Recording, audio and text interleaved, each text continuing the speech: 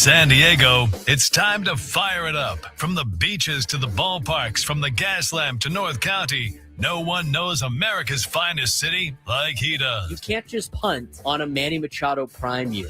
He's a fourth-generation San Diegan, born and raised in the heart of this community. Passionate, opinionated, and always bringing you the real talk on your teams, your city, and everything in between. Braden totally knows his stuff. He's ready for the next step. That guy is good. Live and local, it's the Braden Surprenant Show. But I think Braden's one of the up-and-coming young stars in the media game in San Diego. Now, here's your host, Braden Surprenant. What's up, San Diego? And a happy Tuesday to everybody out there in America's finest city. He's Frank Marchese. I'm Braden Surprenant. This is the Braden Surprenant Show, live and local each and every day from 10 to 2 on San Diego's #1 sports station, 97.3 The Fan. Coming off of not a Padres game yesterday. Padres had the day off. They'll be getting ready to take on the Colorado Rockies for 3 starting tonight at 5:40. It'll be 5:40 the next 2 days, and then it'll be a 12:10 start on Thursday? I think a 12:10 start on Thursday. How about that? It's a little bit earlier of a day game on Thursday before the Padres have Friday off, and then they'll be down in Mexico City to take on the Arizona Diamondbacks for 2. It'll be the first look that they will have at the streaking Diamondbacks that are right there on their tail in the National League West standings. Taking a look at where everything's at in Major League Baseball. Padres sit there with the second most wins in the National League, which gives you the second most wins in all of Major League Baseball because, I don't know, the National League's better than everybody else. Did you see that graphic the other day? It might have been last night. Yes, I did. There are more teams with a winning record in the National League Central than in all of the American League, period. I'm going to say that again. There are more teams with a winning record in the National League Central than there are in the entire American League. Not the American League Central, the entire American League.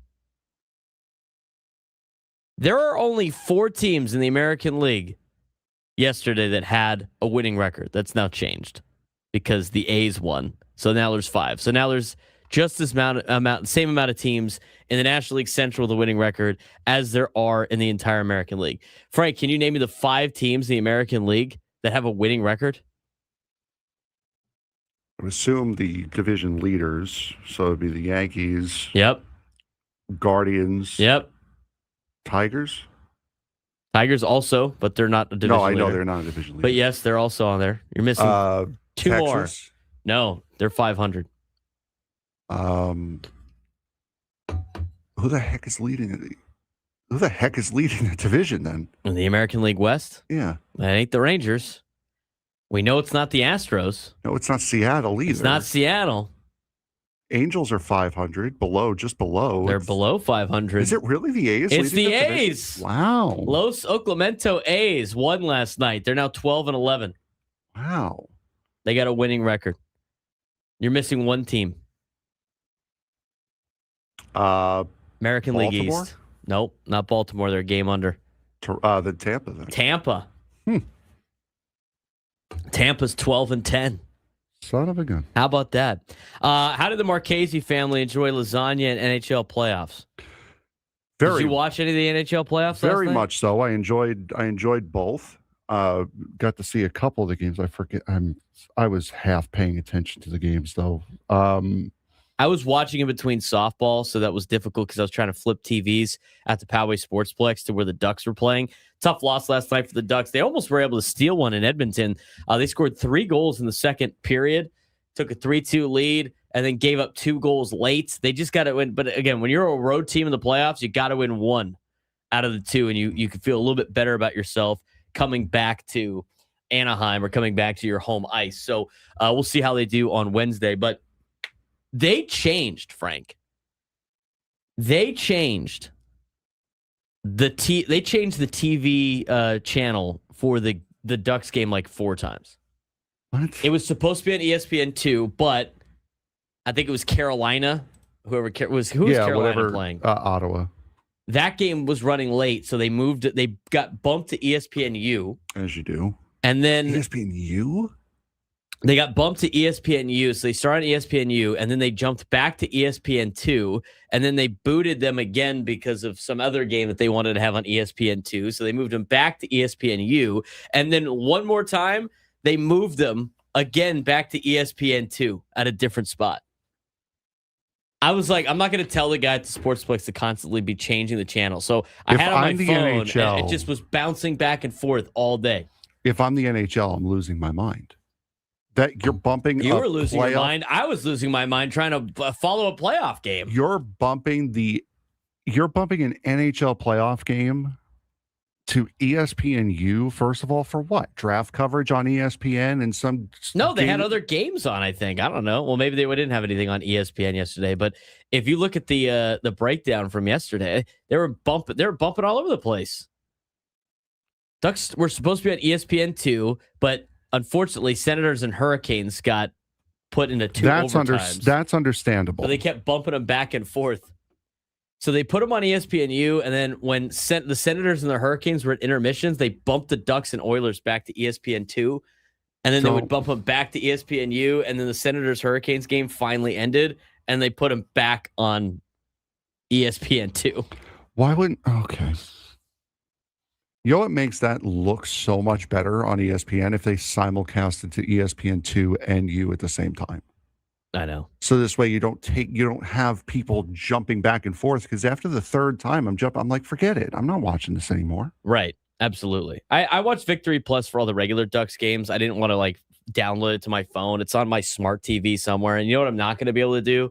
Because somebody offered that in chat. I'm not going to, they don't have that. I was at the mercy of the Poway Sportsplex. So can't really say I was going to be able to do that much. And by the way, for those of you who want to watch Ducks games and not have to deal with nonsense like that, Victory Plus will still broadcast the games for the first round. The local broadcasters still go through the first round of the playoffs. It's after the first round that they're all done.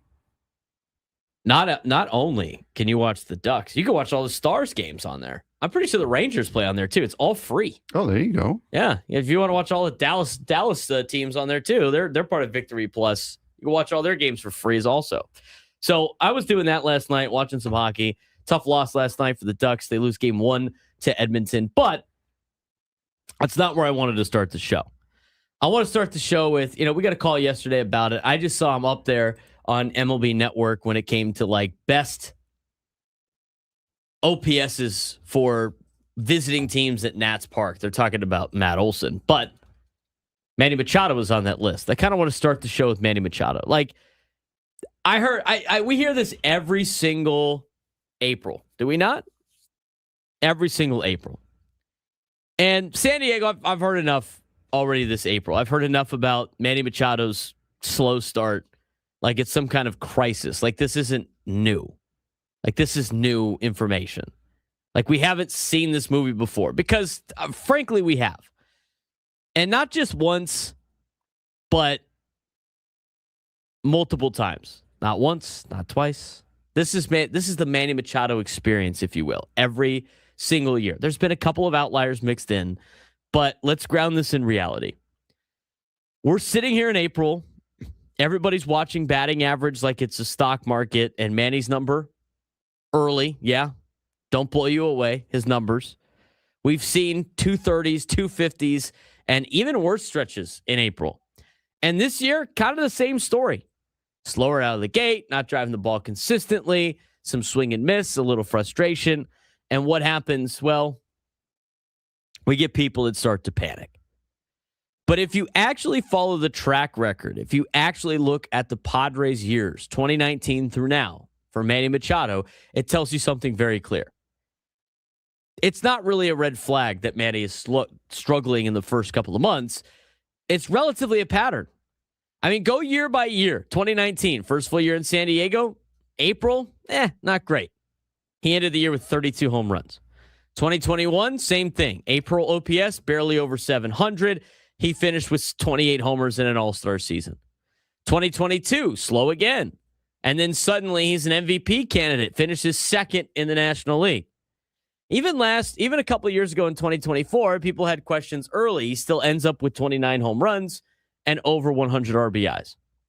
Again, this isn't random occurrences. This is just who Manny Machado is as a hitter. He's not a hot out of the gate guy. He's a rhythm hitter. He builds timing, he adjusts, he calibrates. And once that clicks, he goes on absolute tears. And here's where people get it twisted. They look at April numbers and assume they're predictive. They're not. For Manny, April is the feeling out process. It's him figuring out velocity, breaking stuff, sequencing how pitchers are attacking him that year. Because guess what? He's not the same hitter he was in Baltimore. He's not even the same hitter he was in the first year with the Padres. He's a different hitter now. He's an evolved hitter.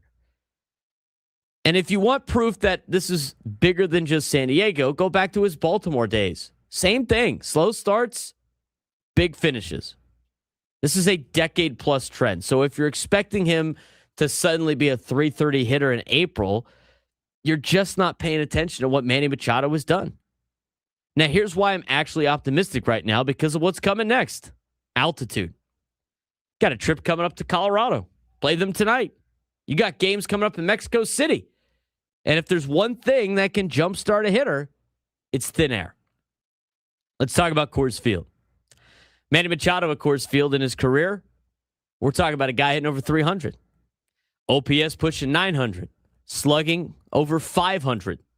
He sees the ball better there. The ball carries. Mistakes don't just get hit, they get punished. And it's not just about the numbers, it's about feel. Hitters will tell you this all the time. You go into a place like Coors, you square one up, it goes 420 feet instead of getting caught at the track. That changes your confidence. That changes your swing. That changes everything. And then Mexico City, even higher altitude. We saw what happened the last time the Padres went there. And we've seen it the last couple times teams have gone to Mexico City. Balls are flying out of the ballpark. Pitchers hate it. Hitters love it. And if you're a guy like Manny Machado who is just waiting for that timing to lock in, this could be the spark that Manny needs. So instead of just panicking about April, I'm looking at the calendar. I'm looking at the environments he's about to hit in, and I'm saying this is lining up perfectly for him to flip the switch, to feel comfortable, to get the timing down, to get the confidence of a couple of good swings, and to get back onto his usual track in the next couple months leading up. Because when Manny Machado gets hot, he doesn't just get better, he carries the lineup. And let's not ignore the context of this team. The Padres are winning games right now, and they're stacking wins. They're getting production up and down the lineup, which means Manny doesn't have to force it. He doesn't have to press. He can let the game come to him. And that's when he's at his best. This is the dangerous version of Manny Machado. Not the guy trying to hit 5 home runs in April. The guy who stays patient, trusts the process, and then explodes in May, June, July. So if you're worried, history says don't be. If you're frustrated, I get it, but you shouldn't be surprised. Because the reality is this. The slow start isn't the exception. It's the setup. And if the past decade has taught us anything about Manny Machado, it's that once the weather heats up, once the swing locks in, once he gets that one series, maybe in Colorado, maybe in Mexico City, where everything starts clicking, you're going to look up in July and he's going to have 18 to 20 homers. He's going to be driving in runs. And everyone who panicked in April is going to pretend they saw it coming. I'll say it now. Manny Machado is fine. More than fine. He's actually where he always is this time of year. And if you're the rest of the National League, that's actually the scary part. Because Manny Machado hasn't even gotten going yet. And the Padres are already winning games. That should tell you everything about the situation with Manny Machado. I didn't want to spend too much time on it. I think we're going to see some different stats, if you will, with Manny Machado. But Frank, I look at the way that Manny starts seasons. I look at the way that his numbers always jump when it comes to May and June, and it starts to warm up and he starts to play a lot better. I think the track record shows, Frank, that you give Manny Machado the first couple months to figure it out, because he has shown time and time again that he's able to do it. I don't know how many more times we have to go over this. He always has slow Aprils. That's always the case. Last year was a career anomaly for him, and you see what he does throughout the rest of the year. This is not hard to figure out, but yet we go through this every single season like it's something new. I know. It's not. It's the same all the time with him. It's always the early part of the season. That's why I'm not really worried about it. If he continues this through May, you can only say it's early so long. I think we've already mentioned that. But his career numbers in April are the almost worst of his career. May, he gets a little bit better in some aspects, not all the time. And then June is where he heats up, and June is usually the month he is at his best. His career numbers in June, 299 batting average with an 860 OPS. And then he heats up even more in July with an 867 career OPS. So for everybody that likes to complain about the Stars not starring, and I have to say, the Stars have had they've found situations in which they have not had great years, right? And they have put together bad numbers. But if you look at what Manny has done in April and then see what he's done in May and June, a lot of this starts to, you'll feel comfortable very quickly about a lot of these numbers that are put up. I mean, if you look at 2022, 2021, where he was off to a slow start, he was able to bounce back out of that pretty quickly and get his way out of what has been kind of trouble in the first couple months. And that's every year for him. I mean, there's been a couple of anomalies, 2016, he hit 344 in April, had a great year. But, this year he's hitting $186. He hit 250 in 2024. He hit 223 or 236, in 2023. He hit 240 in 2021. He hit 236 in 2019. He gets off to slow starts. Sometimes every once in a while, he'll take over. Like 2022, he had a monster year in the first year or in the first month. But other than that, the last couple of years, especially in a Padres uniform, like his first year here in San Diego, he had a 693 OPS in the month of April. And he was hitting 223. In the month of May, he jumped up to 283 and had an 850 OPS. Like, he's done it before. He's got the track record. That's why you can't really freak out about him. That's why we have to say it all the time. It's like, he's got the track record. He's got to figure it out. We're just getting started here on the Braden Surprenant Show. 833-288-0973. 833-288-0973 if you want to join the conversation today. We got a starter tonight that has been on an electric start to the season. His name is Randy Vasquez. We're going to talk more about him when we come back on the Braden Surprenant Show. San Diego's number one sports station, 97.3 The Fan. The NFL draft is almost here, and this year feels very different. There's no clear superstar at the top, but there's depth everywhere, which means the real winners won't be the teams picking early. It'll be the ones finding steals in rounds 2 and 3. Watch for names like Caden McDonald. He could be the first defensive tackle off the board, and Caleb Downs, who could go top 5 or fall out of the top 10 completely. And don't be surprised if we see a ton of trades, maybe 5, 6, even 8 in the first round alone. This isn't a flashy draft. It's a smart team's draft. So the question is, does your team trust its scouting, or are they about to reach? All right, we're officially inside of 1 week until the 2026 NFL draft. And if you're expecting a flashy headline-driven class at the top, this might not be that year. But don't get it twisted. This draft is going to matter a lot, because what we're hearing from around the league right now is simple. This is a depth draft, not a star-powered draft, and that completely changes how teams approach Thursday night. And Frank, I've talked about this before.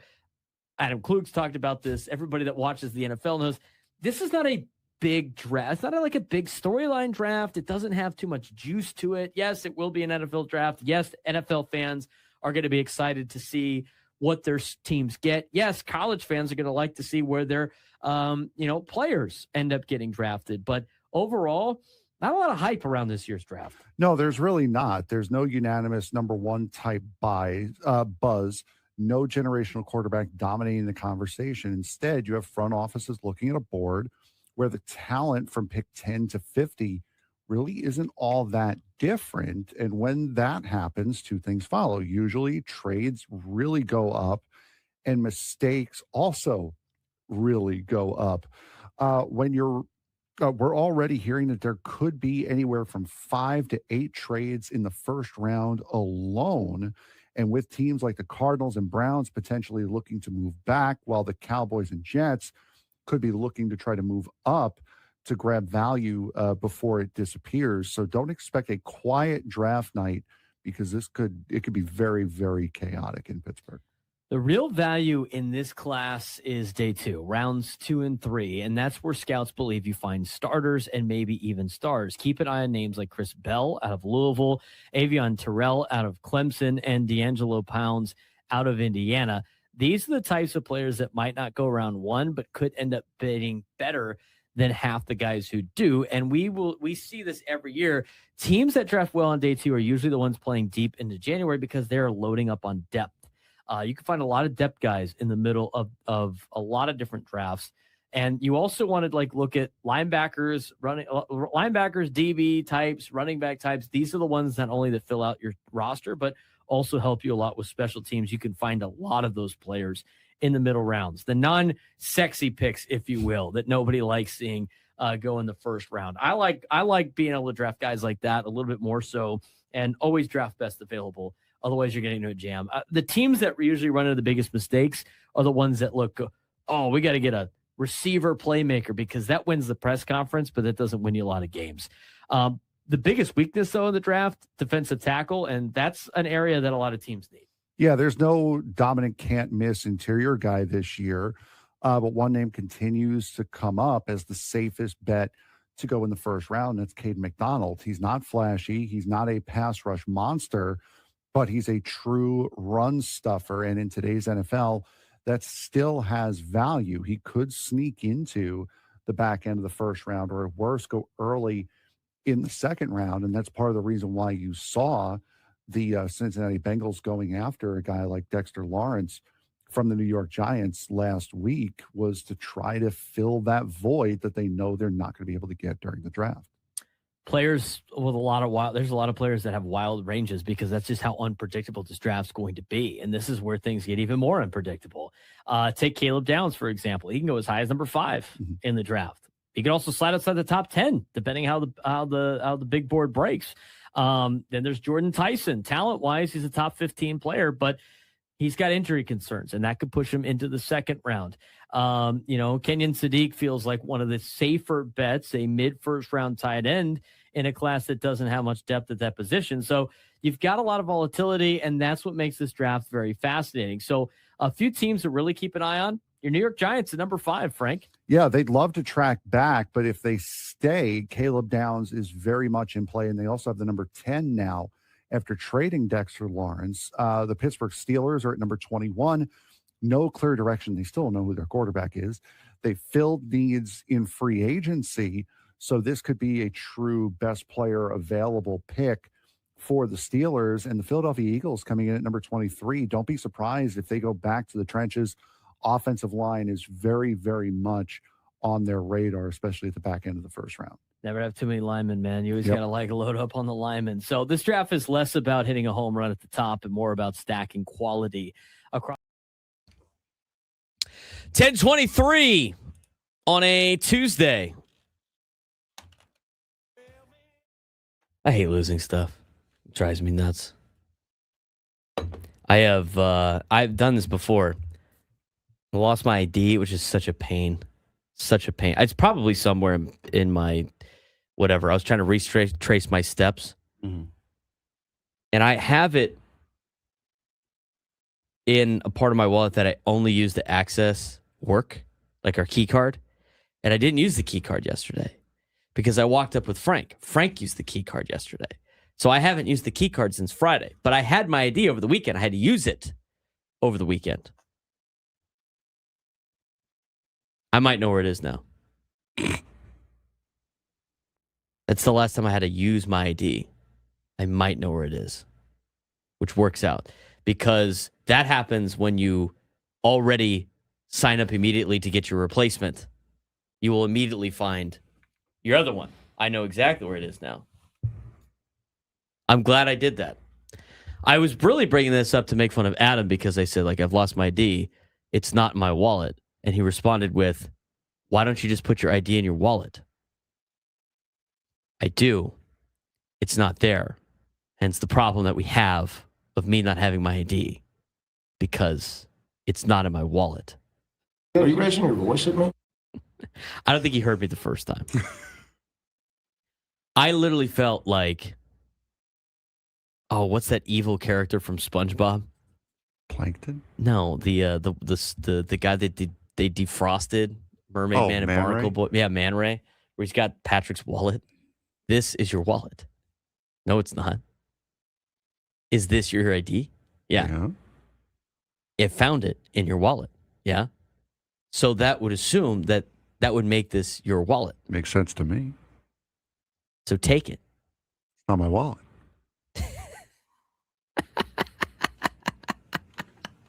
I think me and you are the only ones that thought that was funny.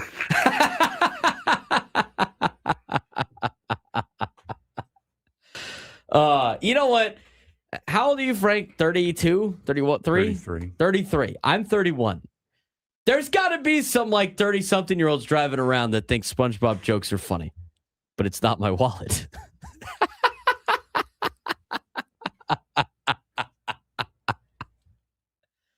That show's got so many good ones. It's got so many good liners. Hey, Mr. Flying Dutchman, there's somebody we can scare.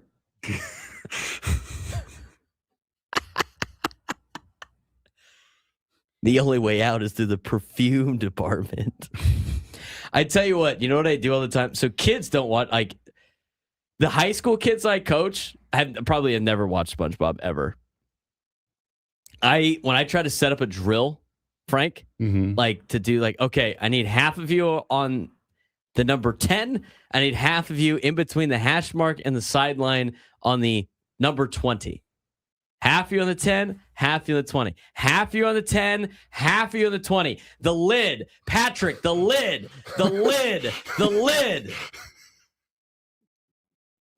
That's when at football practice I have reached my boiling point. If I start doing the Patrick the lid, the kids are not listening.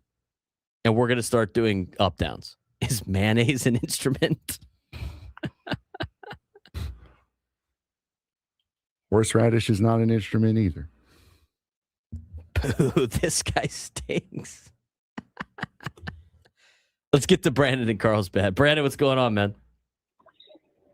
No way. I literally just called you guys and you picked up. So, hey, Frank. Hey, Braden, real quick. I'm driving with my mom, and I was singing your guys' praises. I go, watch Mom. I call in all the time. I love these guys. They're a great representation of sport and some good God-fearing men.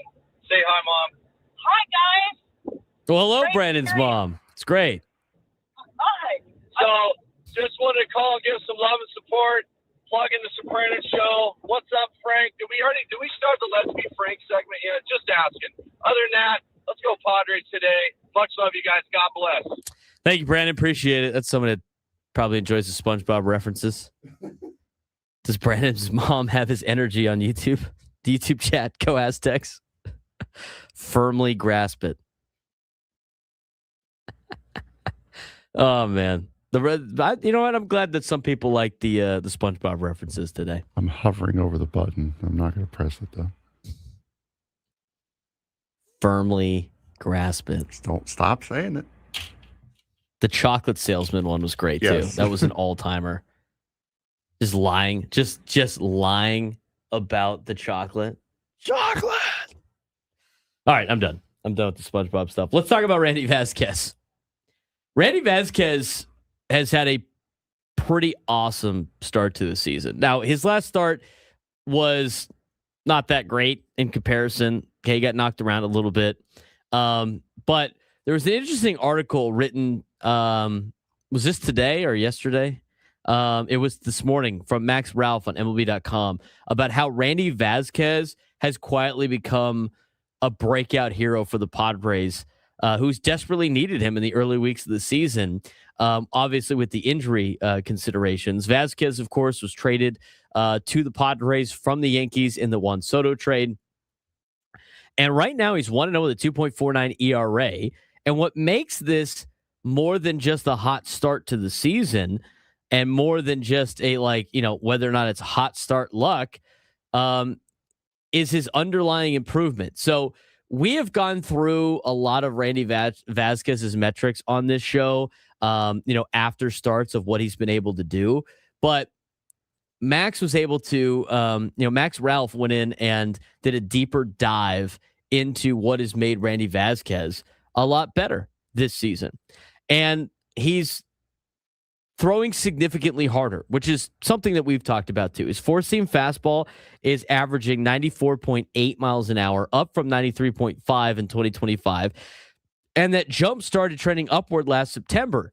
He credits an off-season regimen tweak worked on with veteran teammate Yu Darvish. We've talked about this. He's also changed his pitch mix. Four-seamer is now his go-to pitch 29.9% of the time, which is up from 21% before in his career. And it's gaining an extra 1.2 inches of induced vertical break. That rise that you see that hitters get confused thinking the ball is rising on them, but it's actually not.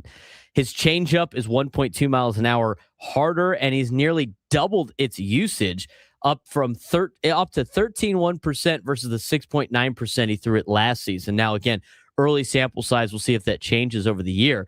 But he's cutting back on curveballs and sweepers in the process.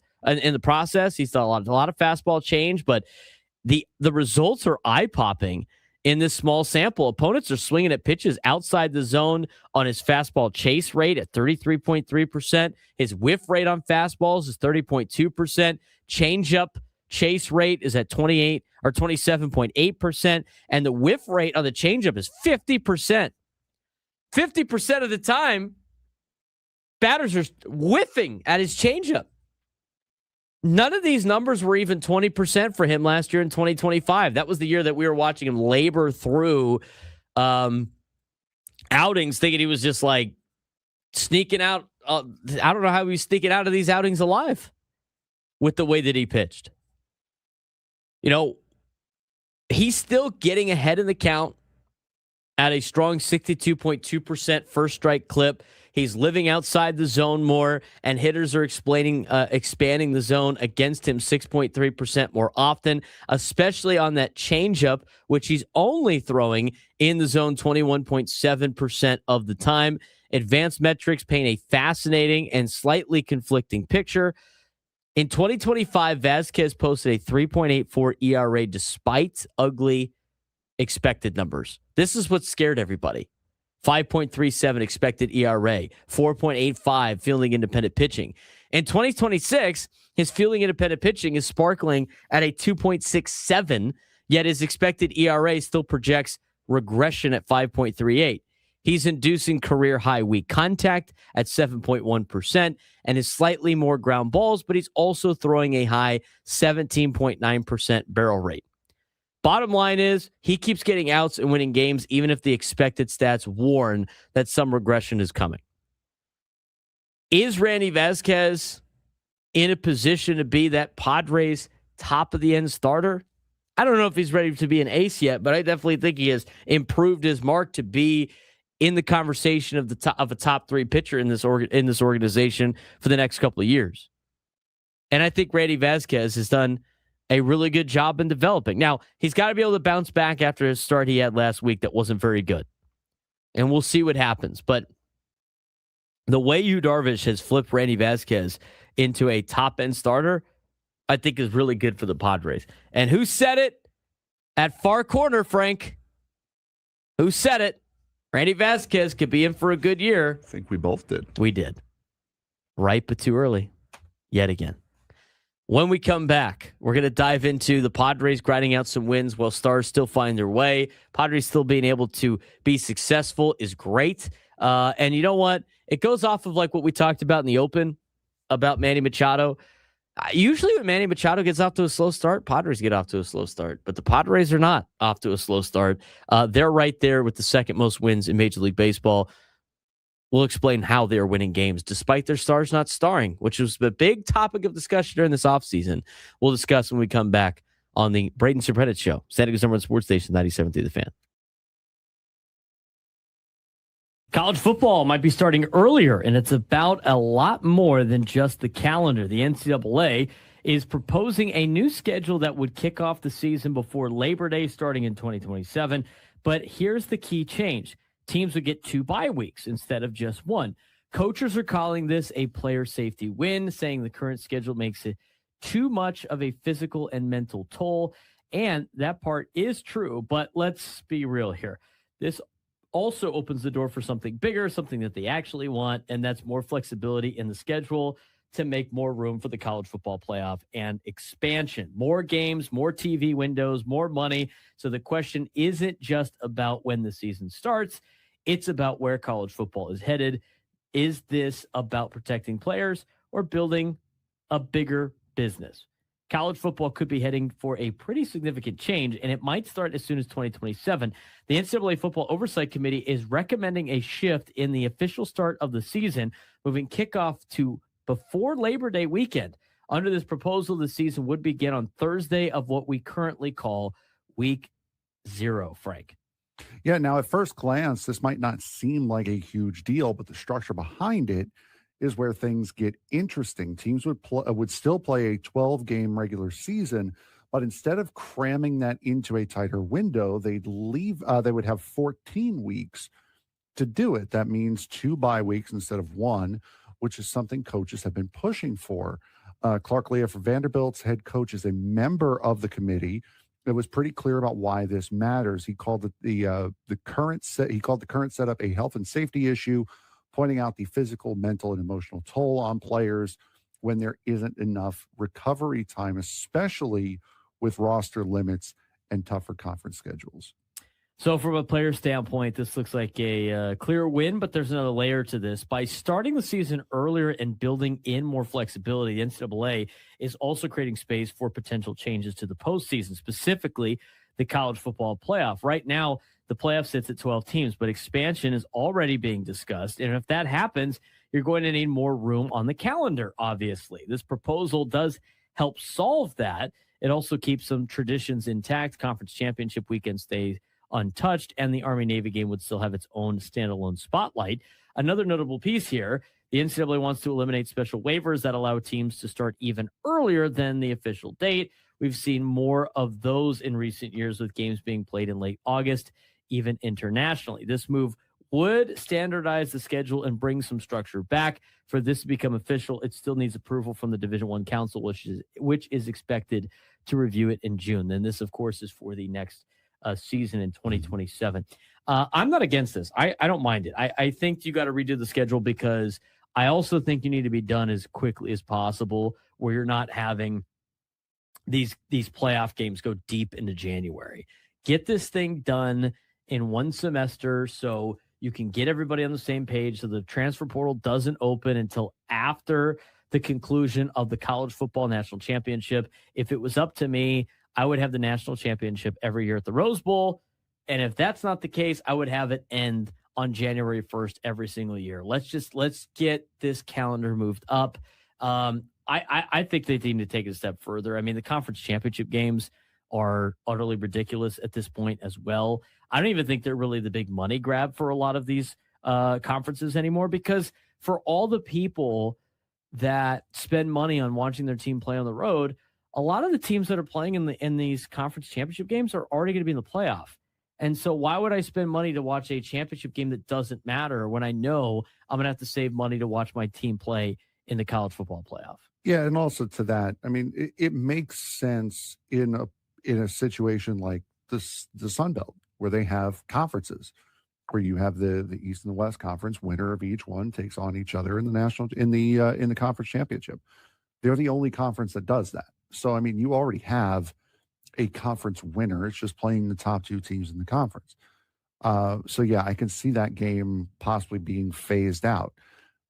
as far as moving the schedule up, again, I'm not opposed to it either.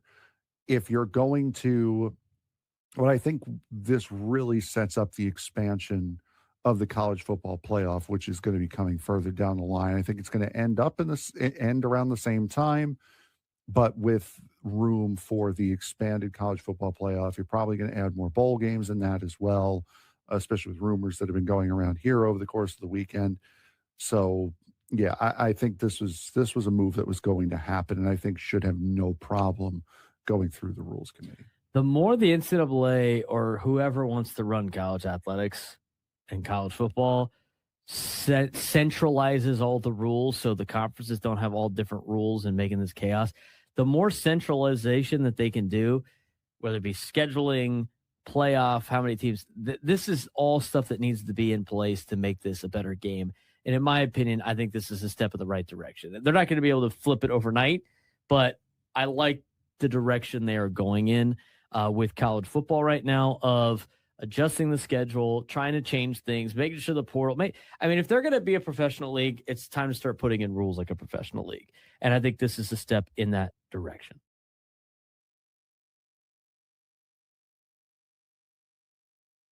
I was catching up during the break on the YouTube chat of all the SpongeBob references. Oh, man. It's phenomenal. He's Frank Marchese. I'm Braden Surprenant, broadcasting live from the Bill Howe Studios. We know how. It's a Tuesday, coming off of a Padres off day. God, what do people do when the Padres have the day off? I play softball, apparently. I don't know how many more of those I'm going to have, though, because they're not going to have many Monday off days left. We do a lot of recordings and not much else. Well, we do that every Monday anyway. I know. Except for next Monday. I don't know when we're going to be able to do it. We'll figure it out. I won't be here next Monday. But we'll be back on Tuesday of next week, hopefully, after the Padres have a 3-0 performance in Colorado and sweeping the Diamondbacks in Mexico City. Just saying. All right, let's talk about what the Padres have been able to do so far this year. So through 22 games, they are 15-7. Which is tied for second best record in Major League Baseball. They've won 10 of the last 11, and they've won 13 of the last 15. And despite all of that, Manny Machado's hitting a .186 with a .630 OPS. Jackson Merrill's hitting .231 with a .667 OPS. And Fernando's hitting .253 with no home runs. This team is stacking wins without elite production from its best hitters. Machado even said it. We talked about this yesterday. We're not even on fire offensively. They're not. Which creates a dangerous ceiling for this team, but also raises a red flag. Is this sustainable or just a mirage? Is it guys getting hot at the right time from the bottom half of the lineup? But if you look at the identity of this team, I think this is very important. This is not a star-driven team right now. This is a team that is grinding out at-bats, winning late games, and executing situationally. That is what makes a good offense. That is what makes a good baseball team. Being able to grind out at-bats, see a lot of pitches, hit mistakes, being able to win late games by getting runs when it matters, being able to execute situationally. That is something the Padres haven't been able to do for the last couple of years. They're doing it now. Guys like Ramón Laureano, Xander Bogaerts off to good starts. But the key indicators here are 8 game-winning runs in the seventh inning or later. It's a gritty team. That's a team that's still fighting to the end. That's a team that has a deeper lineup, and that's a team that is looking more like the 2020 Padres, where no lead seems safe against them, more so than maybe the last couple of Padres teams where if the other team got a lead, it just seemed like the game was over. So the Padres have 8 game-winning runs in the 7th inning or later, and they only have 2 first-inning runs all season, which doesn't surprise me because, and we stopped taking a look at this, but the leadoff guy to start a game for the Padres has been not good all season long. Not to say that that's an expected thing every single time to get your leadoff guy to start a game on base, but for the Padres, the leadoff position has been very tough for them, and it's been drastically better with Ramón Laureano in the leadoff spot. I mean, you could go look at their batting stats, if you will, their batting splits on their leadoff guys. And I'm going to take a look right now. But that's a big look at why they haven't scored a lot of runs the first inning. They're not getting guys on base in the first inning. Let's look at their leadoff batters to lead off a game. So, first batter of the game for the Padres, which, by the way, this is drastically improved. The first batter of the game for the Padres in 22 games, Frank. How many hits in 22 games does the first batter of the game for the Padres have? Off the top of my head, I'm going to guess 3. That'd be one more than they have. I knew we made a big deal when it was 1. We made a big deal. We're waiting for like the first game that they finally did it. Yes. And you know what? Maybe I'd have to see what the league average is, and I'll check that during one of these breaks. But in 22 games, the Padres leadoff batter of the game has 2 hits and 1 walk, and they've been hit by a pitch. They have 6 strikeouts, so that's not bad. At least they're not striking out a ton. I mean, 6 strikeouts and 22 at bats is not, or 22 plate appearances is not the end of the world. But do you want to hear their slash line? Batters to lead off a game for the Padres. You ready for this slash line? 100, 182, 332. Sorry, correction. 100, 182, 150. The OPS is 332. That is the batting average, on base percentage, and slug of the leadoff batter to start a game for the Padres. Batting average on balls in play, 143. That's not great. That's not awesome. So when I see the stat that the Padres have 2 first inning runs, it doesn't surprise me. They're not getting the leadoff guy on. To lead off an inning, it's drastically improved. They're now up to a 233 batting average with a 690 OPS. Do you want to tell me? Because I just think this is fun to do. Do you want to tell me who has the most plate appearances to lead off an inning this year? To lead off an inning? Yeah, that's leading off at any point in time through the game. Would it be... Feels like Jake has done it so many times this year. He's up there in the top 4. The reality is like 3 of the top 4 are going to be guys that have hit leadoff because they're guaranteed to get the first one for the game. So like 22 of those are spread over the first 3 guys. So Fernando has had 26 plate appearances leading off an inning. What? So the guy they don't want hitting leadoff is number 1? Correct. Nice. You bat him like 4th. He's just looking to lead off, and he's still finding ways to lead off it. That's why you can't physically control it that much. How many times has he hit leadoff this year? He has hit leadoff like this twice, year. I think, like once or twice. He's hit a handful of times. Fernando, okay. Here you go. This is why I said it doesn't matter on the leadoff thing, because everybody goes like, you can't bat Fernando leadoff because you want people on base for him to come up. So it's a small sample size, but I'm going to do a mini victory lap. It's going to be like a little league size victory lap here on my deal. So Fernando has 26 plate appearances leading off an inning.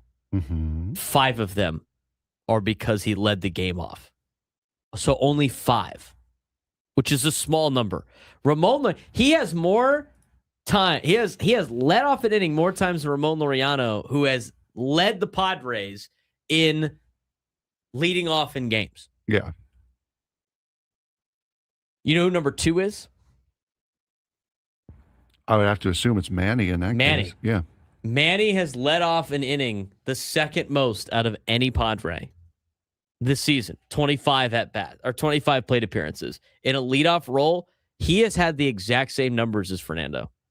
Fernando and Manny have the same batting average leading off an inning, 182, the same on base, 280, and the only difference is Manny has more slug.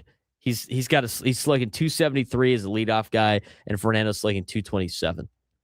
That's pretty remarkable. You want to know who has the best batting average when he leads off? With a minimum of 10 at-bats? Go for it. Gavin Sheets. Nice. When Gavin Sheets leads off an inning, He's done it 16 times. Leadoff hitter, Gavin Sheets. Boom, done. You know what? Gavin Sheets has led off an inning 16 times this year. In those 16 plate appearances, Gavin Sheets is 7 for 16 with 4 doubles, a home run, and 1 RBI on the solo shot that he hit, obviously. 4 strikeouts in the 16 at-bats.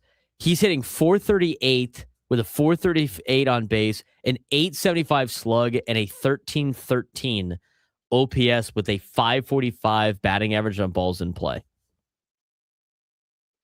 You know who the second highest guy is? Which I wouldn't be like shocked to see him hit leadoff. 15 plate appearances leading off an inning. Xander? Jackson Merrill. In 15 plate appearances leading off an inning, Jackson Merrill is 5 for 14 with 2 doubles, 2 home runs, 2 RBIs, a walk, and a strikeout. He's hitting .357 with a .929 slug and has the highest OPS out of any Padre when leading off an inning. 1329 on his OPS. I'm just saying, like, you wonder why they don't score a lot of runs in the first inning. I will say this. Ramón Laureano has done a lot better he has both the hits for the Padres in the leadoff spot, if you will. In terms of guys batting leadoff throughout the game, like just they got penciled in to be the first guy on the lineup. Laureano's done the best. He's hitting .260 now in the leadoff spot.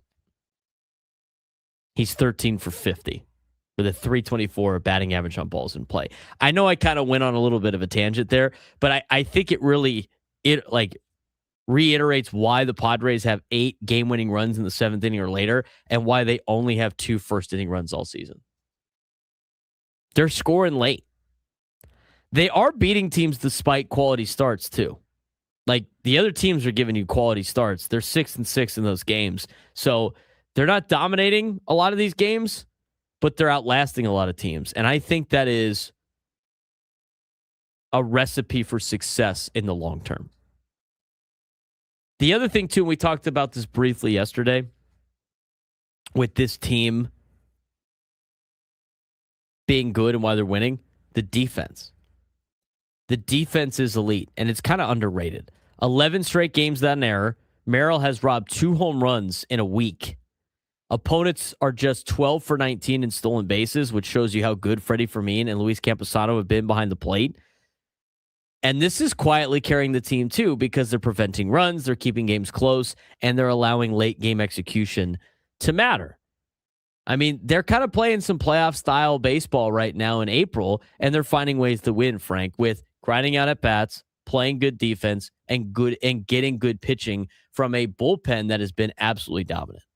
Yeah, we'll discuss that bullpen a little bit later on in the show, but I mean, it's been, like I said, it's been frustrating at times watching this team play because you know everyone in that lineup is so much better than what they're showing right now.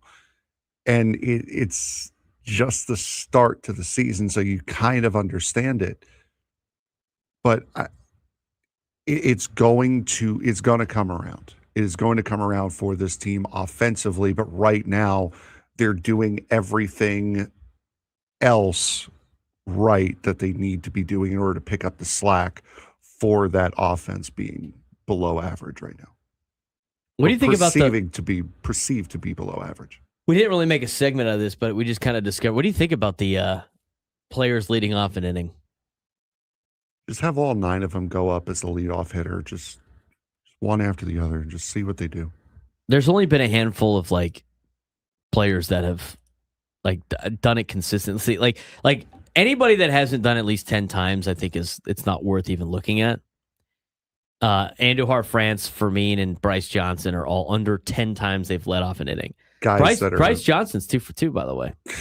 Guys that are not everyday players, or in Fermin's case, has been out of the lineup the last couple of days because he got knocked around. Camposano and Castellanos have led off an inning 10 times each. Camposano's 333, Castellanos is 100. But Fernando, 182 when he leads off an inning. Machado, 182 when he leads off an inning. Ramón Laureano, 182 when he leads off an inning. Jake Cronenworth, 143 when he leads off an inning. Xander Bogaerts, 118 when he leads off an inning. Gavin Sheets, 438. Jackson Merrill, 357. Luis Camposano, 333. I don't think enough sample size. Honestly, I'd love to see Jackson Merrill bat leadoff now after looking at this. He's got all the tools of being a leadoff hitter. He was the guy that I mentioned on the roundtable, after giving Ramón Laureano a chance, right? Because you have to give him an ample of opportunity. Honestly, if you're talking about a leadoff guy, wouldn't you be focused more on guys that lead off innings? Because isn't that your approach more so than just batting first in the order? Maybe it's time to have Jackson Merrill bat leadoff for the Pods. Yeah, we'll table that. We'll talk about that later. Braden Surprenant Show.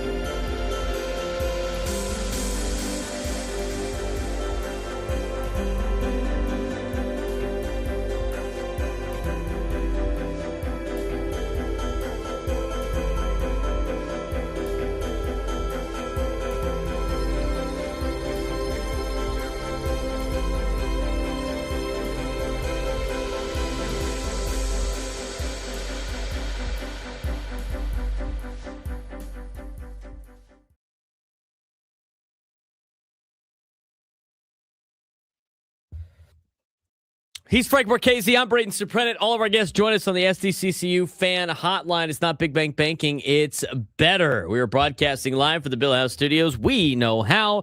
And we're going to dive into a little bit of a conversation that I didn't think we really were going to get into, nor did I think it's necessary, like that needs to be a drastic change. But I do find it interesting, some of these numbers, when it comes to lineup construction, if you will.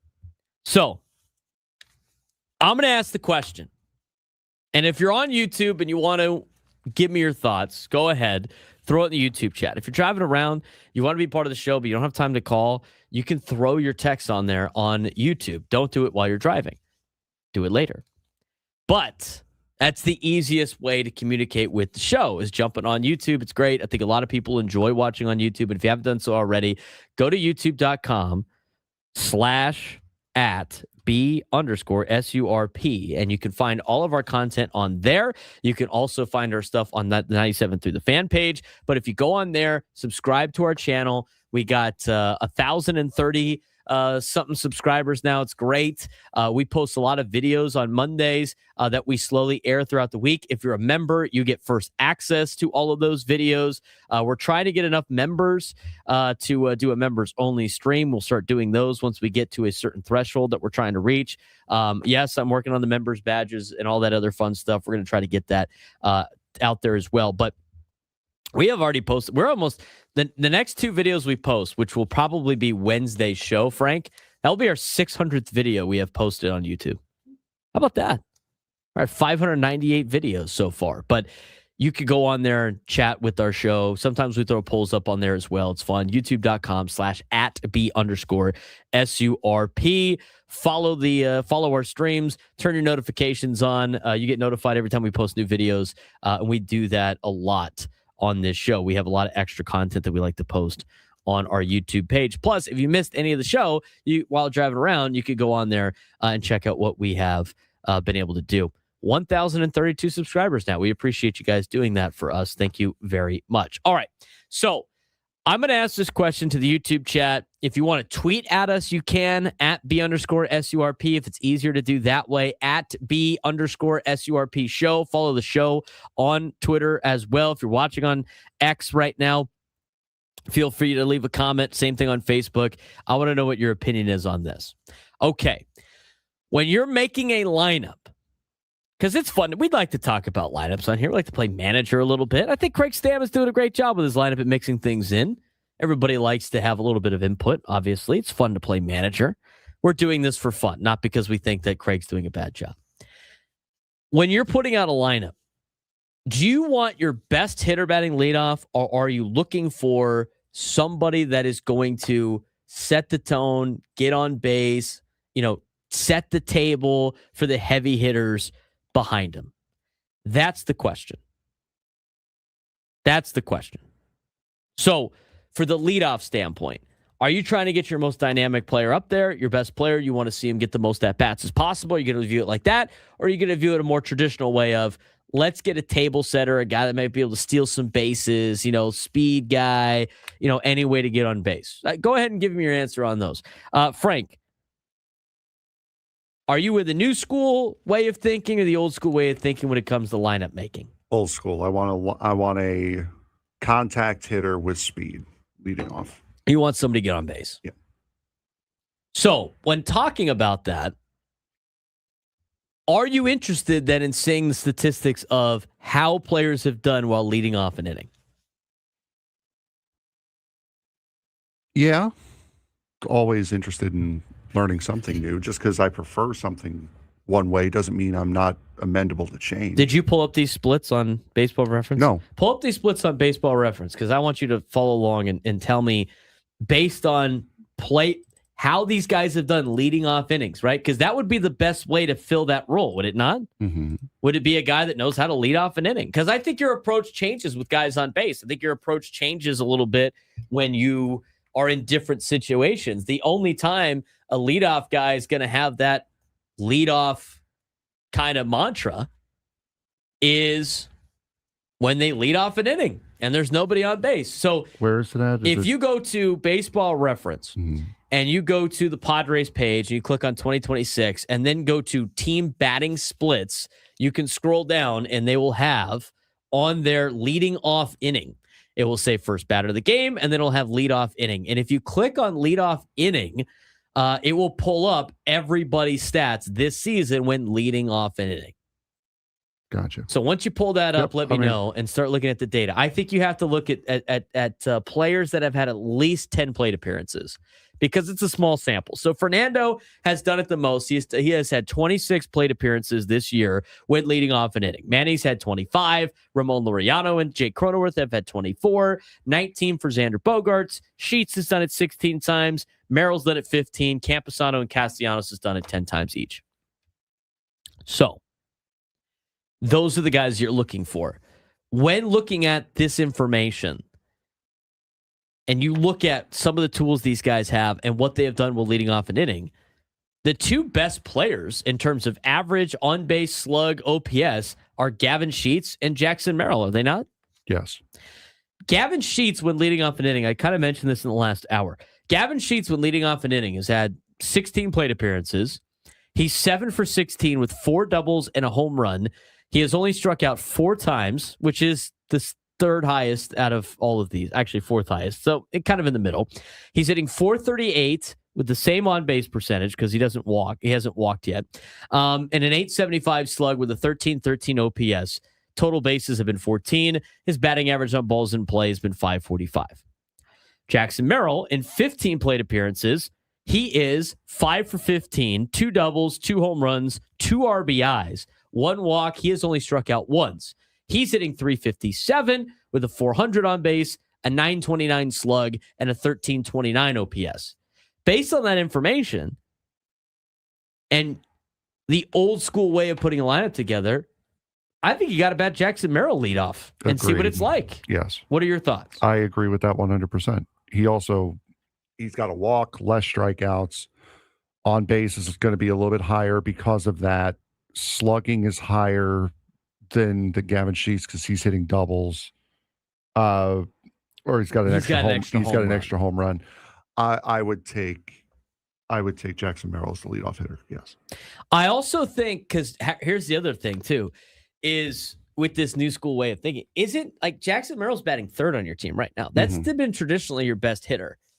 I think Jackson Merrill getting multiple at-bat, probably the most at-bats a game, and knowing what he has done so far in a very limited sample size of leading off an inning, he has shown that he can lead off and be the leadoff hitter. Now, again, he's not going to always be that spot because Fernando has been the leadoff guy 5 times this year. He leads the team in most plate appearances leading off an inning, which is interesting to me.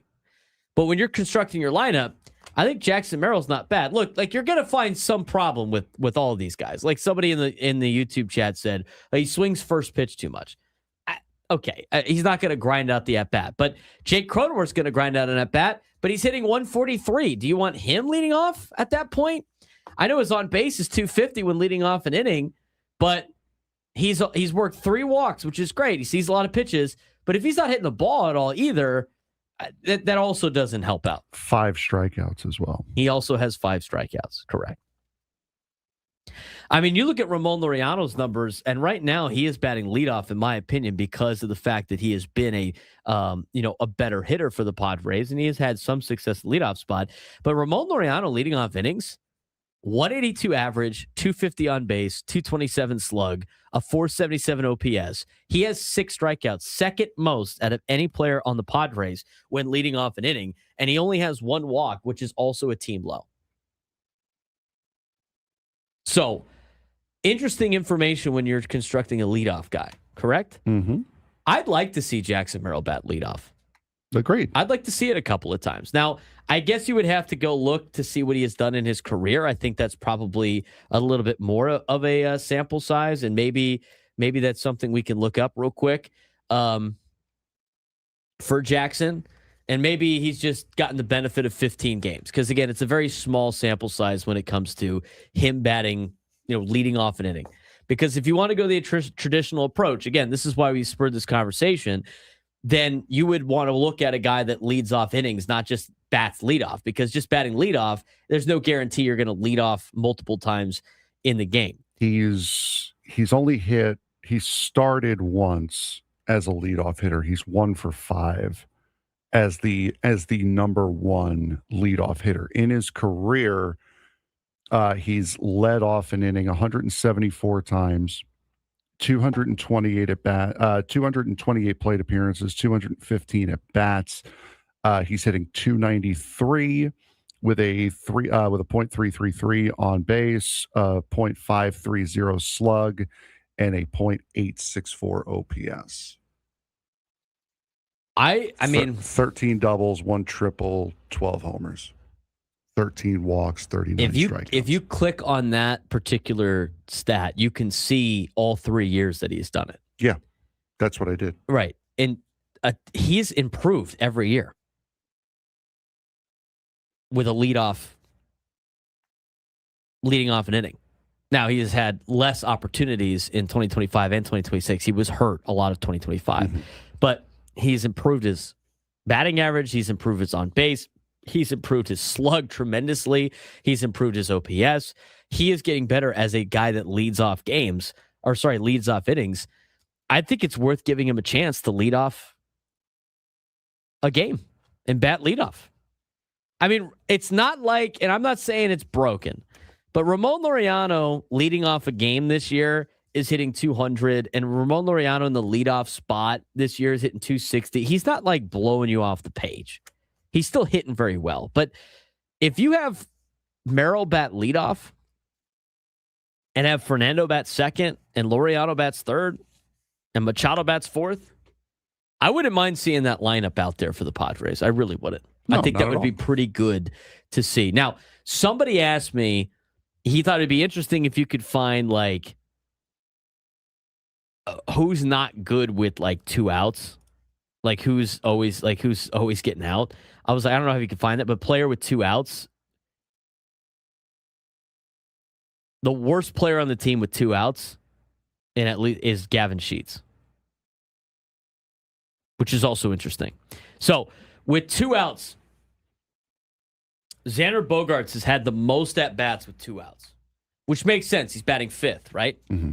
If he's getting up early in the game, he's probably going to have multiple outs batting 5th, especially the fact that the leadoff guy never gets on base. He's had the most plate appearances, correct, not the most at bats. He's got Jackson Merrill has the most official at bats. He's got the second most plate appearances. Xander's walked 4 times. Yes. Jackson's walked once. In the most plate appearances of with 2 outs, Xander's hitting 222 with a 545 OPS. I think at this point, the cutoff should be at least 10 times still? 10 plate appearances, which covers everybody but Ty France and Bryce Johnson. Yeah.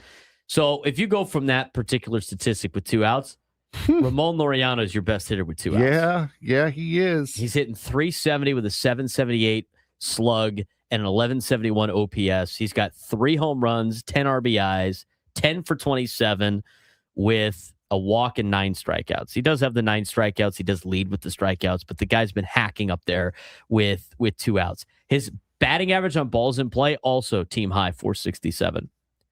I almost feel like you should bat him 3rd for that reason. Yeah. And Merrill's only batting $179. Merrill has not been good with 2 outs. Nick Castellanos has not been good with 2 outs. Miguel Andujar has not been good with 2 outs. Jake Cronenworth has not been good with 2 outs. And the worst player on the Padres with 2 outs, Gavin Sheets.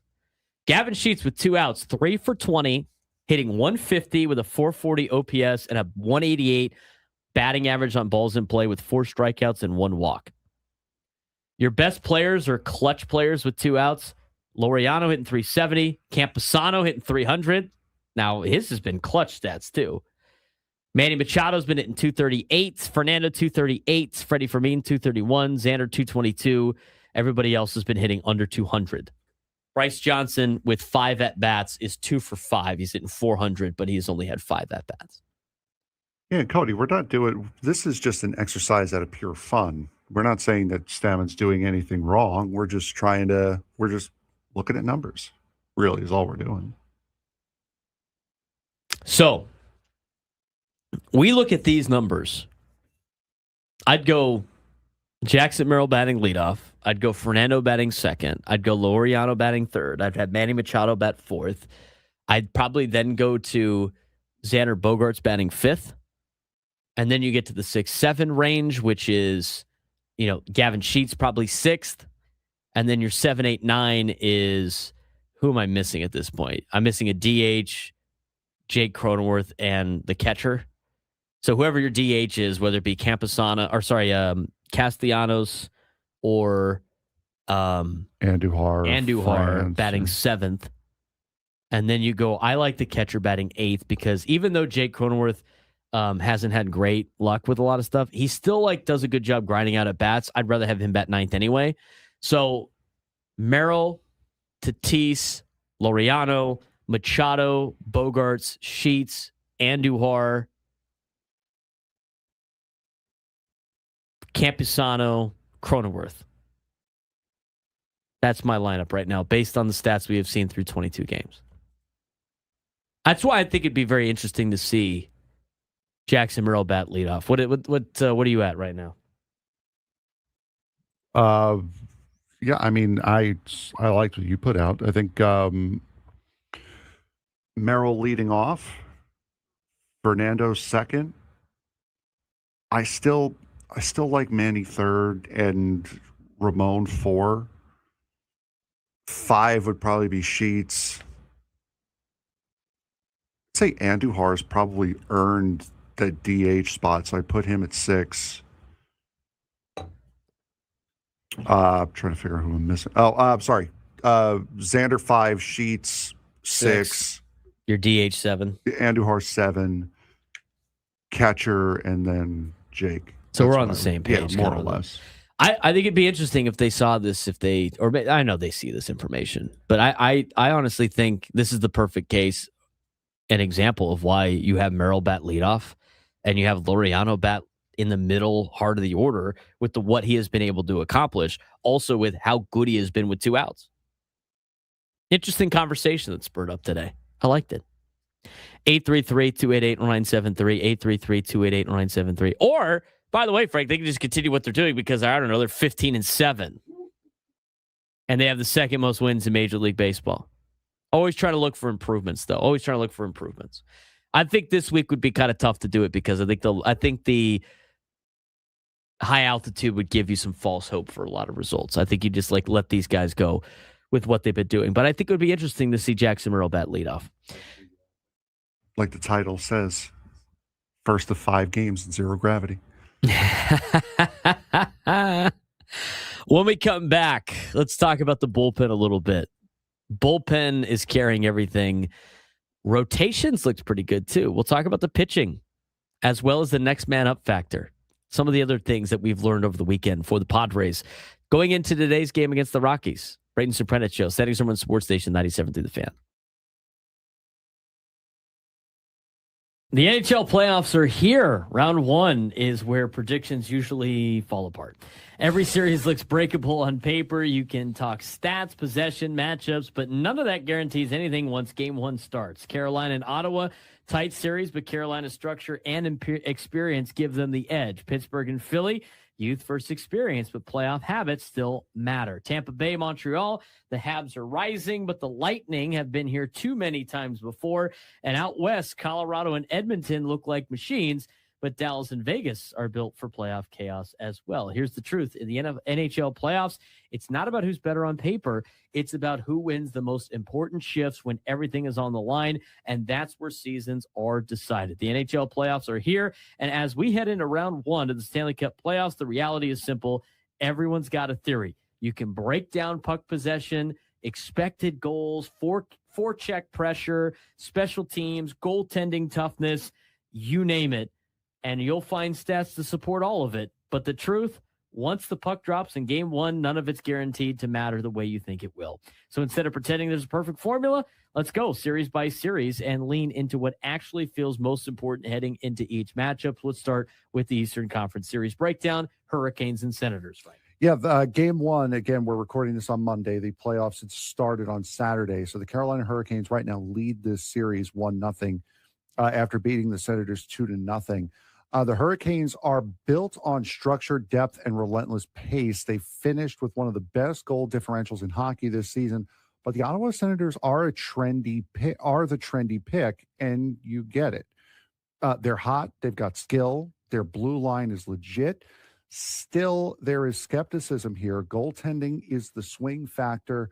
Ottawa's surge in net hasn't been long enough to trust completely, and Carolina's identity doesn't just disappear in April. This feels tight, physical, low margin, but Carolina's experience and system is expected to grind this series out. And again, they have a 1-0 lead in the series as it stands. Penguins and Flyers. Penguins bring something Philly doesn't yet, and that's playoff repetition at the core. Sidney Crosby, they have Chris Letang, they have Malkin. Those are playoff habits built over decade plus. The Flyers are exciting. They're young, they're dangerous, but there's still a learning curve in handling playoff pressure shifts. This isn't about talent. It's about timing, and Pittsburgh still knows how to win these games.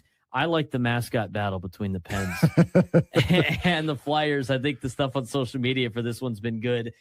Two teams in the same state, Pittsburgh, Philly. You know there's going to be some bad blood in this one. Yeah, there certainly is. And with everything you said, leaning towards the playoff expectations and how seasoned Pittsburgh is, yeah, they lost game one. They lost game one 3-2. That's what happens. Yep, exactly right. They play again on Monday at 4:00. So we'll see.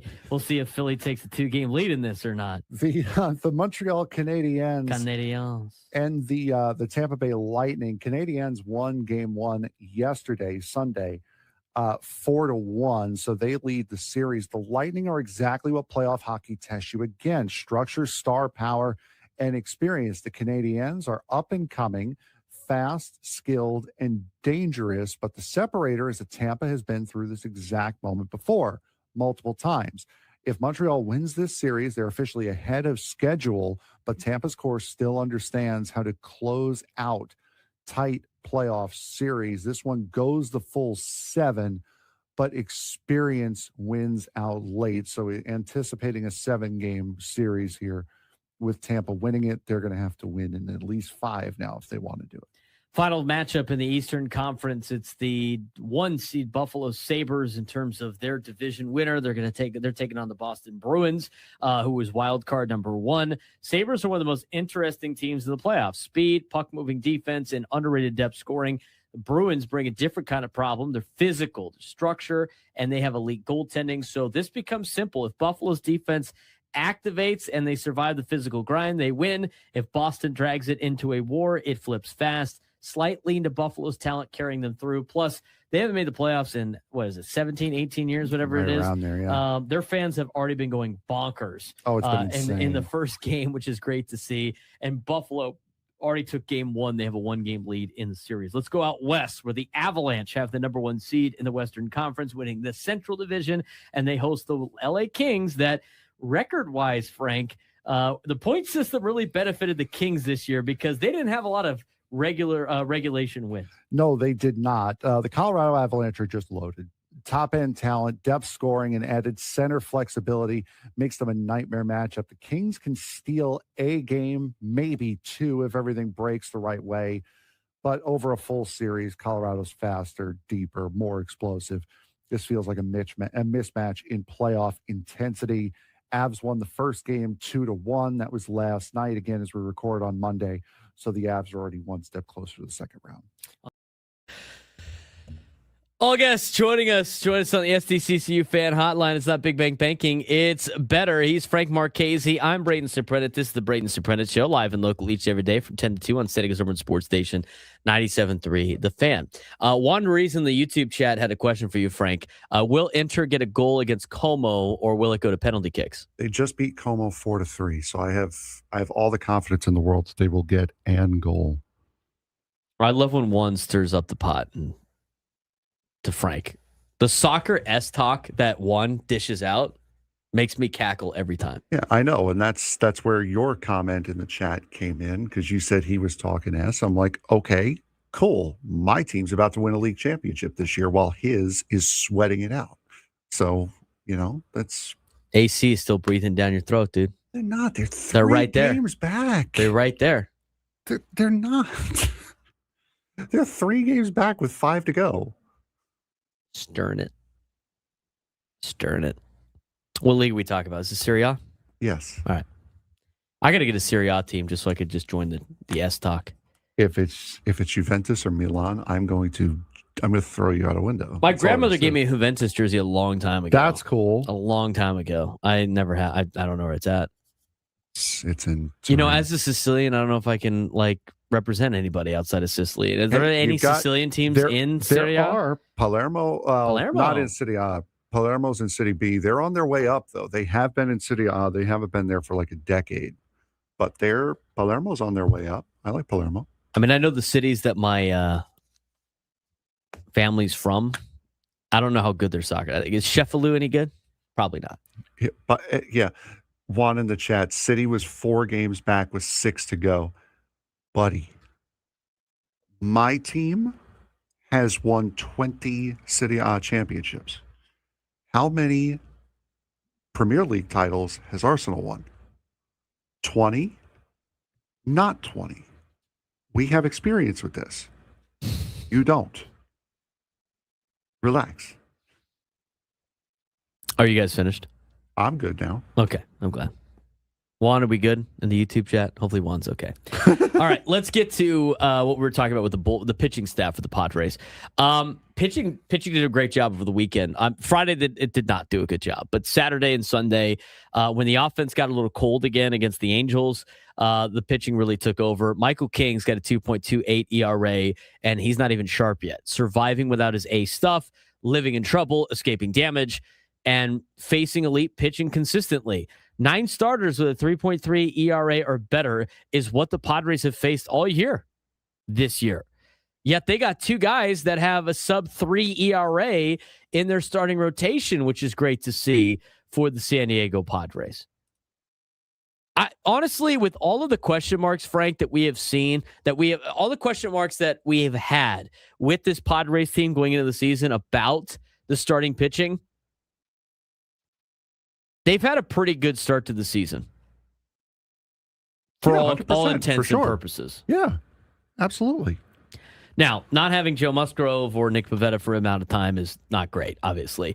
Hopefully Griffin Canning can bring this team back and fill out the rotation. But if you look at the rotation right now, Michael King, 3-1 with a 2.28 ERA, now has the highest BWAR on the team. He is your best pitcher, which is kind of expected going into the season. We thought he was going to be your best pitcher. He's gotten 27 2/3 innings. He's been great. His ERA plus right now, in terms of how he compares to the rest of the league, is a 179. So he's 79 percentage points better than an average pitcher in Major League Baseball. Randy Vasquez. I would say Randy Vasquez is acting like a 1A, 1B type pitcher with his stats right now, but he's really playing into a number 2 spot. He pitches tonight. He's 1-0 with a 2.49 ERA. That's something that you probably wouldn't expect going into the season this year. Over 21 2/3 innings. Hopefully he could do pretty well against Colorado tonight. So that's your number 1 and your number 2. Ramón Marquez is really pitching like a 3. He's 2-1 with a 3.86 ERA. And then 4 is Walker Buehler. 1-1 with a 4.58 ERA through 17 2/3 innings. He's pitching a little bit closer to a 4, probably more on a 5 side. You add Griffin Canning to the starting rotation. Yes, there's still going to be question marks, but I like the improvements that they have made with Ruben Niebla each and every start. We're seeing Ramón Marquez get better. We're seeing Walker Buehler get better. And we're seeing guys like Michael King and Randy Vasquez really carry this rotation. And for a lot of the questions going into the season, the Padres have done a pretty good job of answering those, at least in the first couple of games. That's why collecting wins now is so important, because as I mentioned in spring training, the rotation has assembled, I thought was good enough to get you to the trade deadline, and that's when you're going to have to make a move. Right now, they're doing exactly what they've been asked to do, Frank. Yeah, the starting rotation has made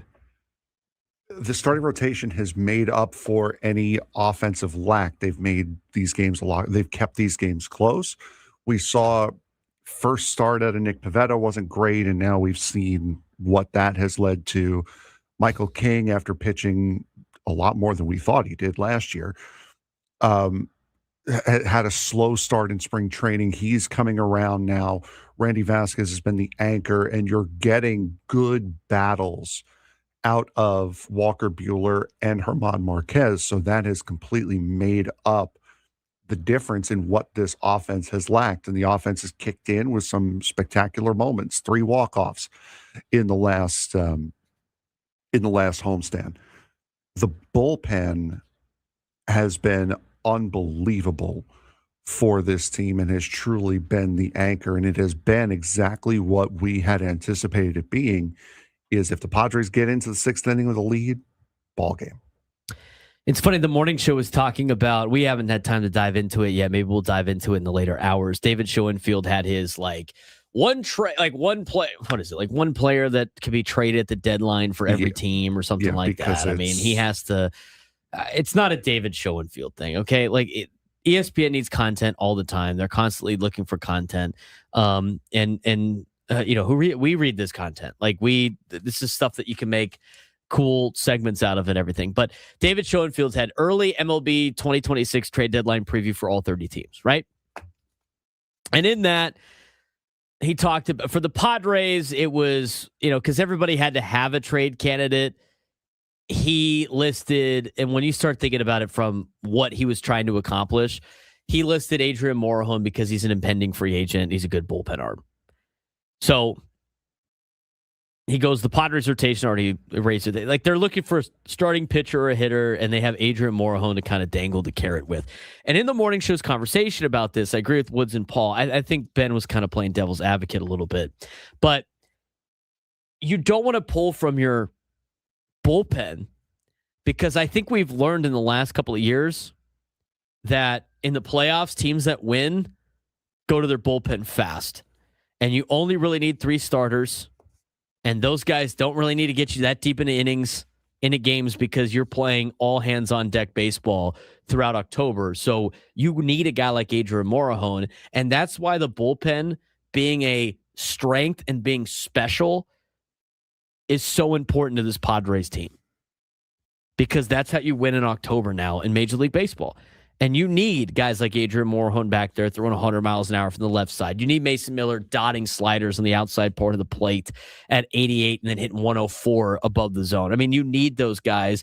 Add in a guy like Bradley Rodriguez stepping into leverage. This is a bullpen that's deep, it's power heavy, and it's very much October caliber, which makes it easier for starting pitchers, I think, because here's the deal. They're letting these guys go 5. And a lot of these guys are going 5. They're getting them the wins. And they're like, we're taking over the bullpen. I think that's giving these starting pitchers some confidence of, I'm going to empty out the tank in the first 5 innings instead of having to worry about getting through a 6th. Yeah, and that's where this bullpen has really come alive. It's been what we expected this bullpen to be, and that is huge. You knew the starting rotation was going to be weak or weaker going into this season. So all you need to do was get in a position to where you can give the bullpen the game. And that's exactly what they've done more often than not here so far this season. And the bullpen has come through more often than not. And the back end of the bullpen, when it's, the 2nd to 9th inning comes around, it's game over. It's getting to that point. And since you've moved Adrian Morejon up a little bit, he's gotten a little bit better. You've gotten the anchor of Jason Adam back. He's working and doing what he needs to do in the 8th inning. I mean, this bullpen has worked out exactly how you thought it was, and that leaves the starting rotation to just keep the game close. Don't let the game get out of hand.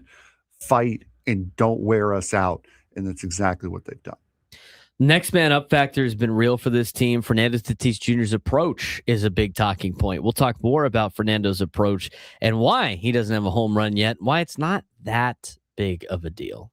Maybe a little bit, not that much. We'll talk about it when we come back on the Braden Surprenant Show. San Diego's Urban Sports Station 97 through the Fan. Major League Baseball season only a few weeks old, and it already makes no sense. Right now, the NL Central has every team over 500, including the Pirates leading the division, and the Cardinals on a win streak. That's not normal. Meanwhile, the Dodgers, Braves, and Padres still look like contenders, but even they aren't running away from anything. And there's the bigger storyline. Parity is everywhere. The Mets are collapsing, the Phillies look flat, and the Astros are dealing with injuries, but teams like the Marlins, Tigers, and Rays are hanging right in the mix. The season doesn't have separation. It has chaos. So the question is simple. Is this the most competitive MLB season we've seen in years? Or are we just watching early season noise before the real contenders take over? We're a few weeks into the MLB season, and the league already feels upside down. Super teams are still near the top, but so are unexpected contenders. Slumping stars are dragging teams down. And maybe the biggest storyline, the NL Central looks like the best division in baseball right now. That alone tells you how strange this season is shaping up to be. Let's talk about the NL Central. Yeah, no, historically, the NL Central hasn't been exactly dominant. In fact, there was a time where an 83-win team would win the division. Right now, all teams, all five of them, are over 500. The Milwaukee Brewers are still doing what they do, winning quietly. The Cubs are currently surviving injuries. The Reds are winning tight games at an unsustainable pace. The Pirates are surprisingly leading the division. And the Cardinals are on a winning streak. Not something that we would have had. This isn't just balance. This is chaos with structure. The real question is whether or not this holds, or if one of these teams eventually separates like we've seen in past seasons. Yeah, let's take a look at the power rankings right now. At the top of baseball, things are more predictable. The Dodgers are still the standard. Atlanta looks like the back to elite form despite injuries. San Diego getting dominant bullpen production. And the New York Yankees are thriving off young talent development. Top tier still exists, but it feels less separated than usual. Even elite teams are being challenged more consistently. And we've already seen some early breakout storylines in the first 22 games or so. Yeah, Shohei Ohtani's extending his on-base streak. Austin Riley looks like he's gotten back to being Austin Riley again. Bryce Terang quietly putting up MVP-level production. Jose Ramirez looking like an MVP candidate in Cleveland again. So the Stars are starting to heat up. But the difference this year is how many mid-tier players are breaking out alongside those stars to help the teams overall. Now, in terms of teams that are feeling the pressure a little bit, New York Mets are in a free fall, and we don't have this much time on our regular show to talk about it, but what's the state of the Mets, Frank, on Monday, April 20th? Nuclear apocalypse. Pain. Right now. Yeah. Suffering. Well, the inflatable Mr. Met that was deflating on the ground that I sent you over the weekend. I mean, I don't know how Carlos Mendoza still has a job. I really, really or don't. David Stearns, for that matter. And David Stearns, if he gets let go, it's going to be at the end of the season. You're not going to go in a completely different direction with an organization at the beginning of the year. To lose 11 straight games in the way they have, and they've done it against Oakland is one of the teams that they've lost to, now getting swept by Chicago. The stupid reasoning behind Mendoza not walking Nico Horner on Sunday, who ends up getting you the hit when you have Michael Busch, who's hitting $164 sitting behind him, putting the double play in order. I mean, it just makes no sense whatsoever. And you can't even say it's because Juan Soto's not there. It's because they won the first three games without him. So I have no idea what is going on with the Mets. They just look completely and utterly lost with no leadership whatsoever. I feel like the Mets go through stretches like this almost every single season. 11 straight is a tough stretch, and that is a way to not make the playoffs. You don't clinch the playoff spot in April, but you sure as heck can lose it. Yeah, they haven't lost 11 games in a row since 2004. And I'll give that 2004 team a lot of credit. They have something they didn't have something that this team does. Talent. They had nothing. If you want to talk about the black hole in the history of Met baseball, it's 2002 to 2005. 2005 is when they started to turn around. Think of the 2002, 3, and 4 Mets as like the 2011, 12, and 13 Padres. Just historically bad. This team is now following in that trend, and since August of last year have been the worst team in baseball with 2 virtually completely different rosters. You know what else doesn't look very good is the Phillies. The Phillies are looking slow and inconsistent. They're looking, you know what they're looking? They're looking old. The Phillies are looking old. And so, like, as much as, you know, these contracts that get handed out, everybody criticizes maybe the Padres contract. The Phillies have a lot of these contracts too with older players than the Padres have. And the only team that has really found the fountain of youth is the Dodgers in terms of like these aging veterans never not getting, you know, better. Philly, I mean, they're starting to see Father Time rear his ugly head. On the Fan, broadcasting live for the Bill House Studios, we know how. I do want to mention that draft coverage on 97 through the Fan is presented nationally by Liberty Mutual Insurance. Only pay for what you need. Drafts on Thursday and Friday and Saturday. Just the draft. I like draft beers. Now, I feel like there needs to be a time and place for a draft beer. Not this year, go Aztecs. It's kind of a... No draft show this year.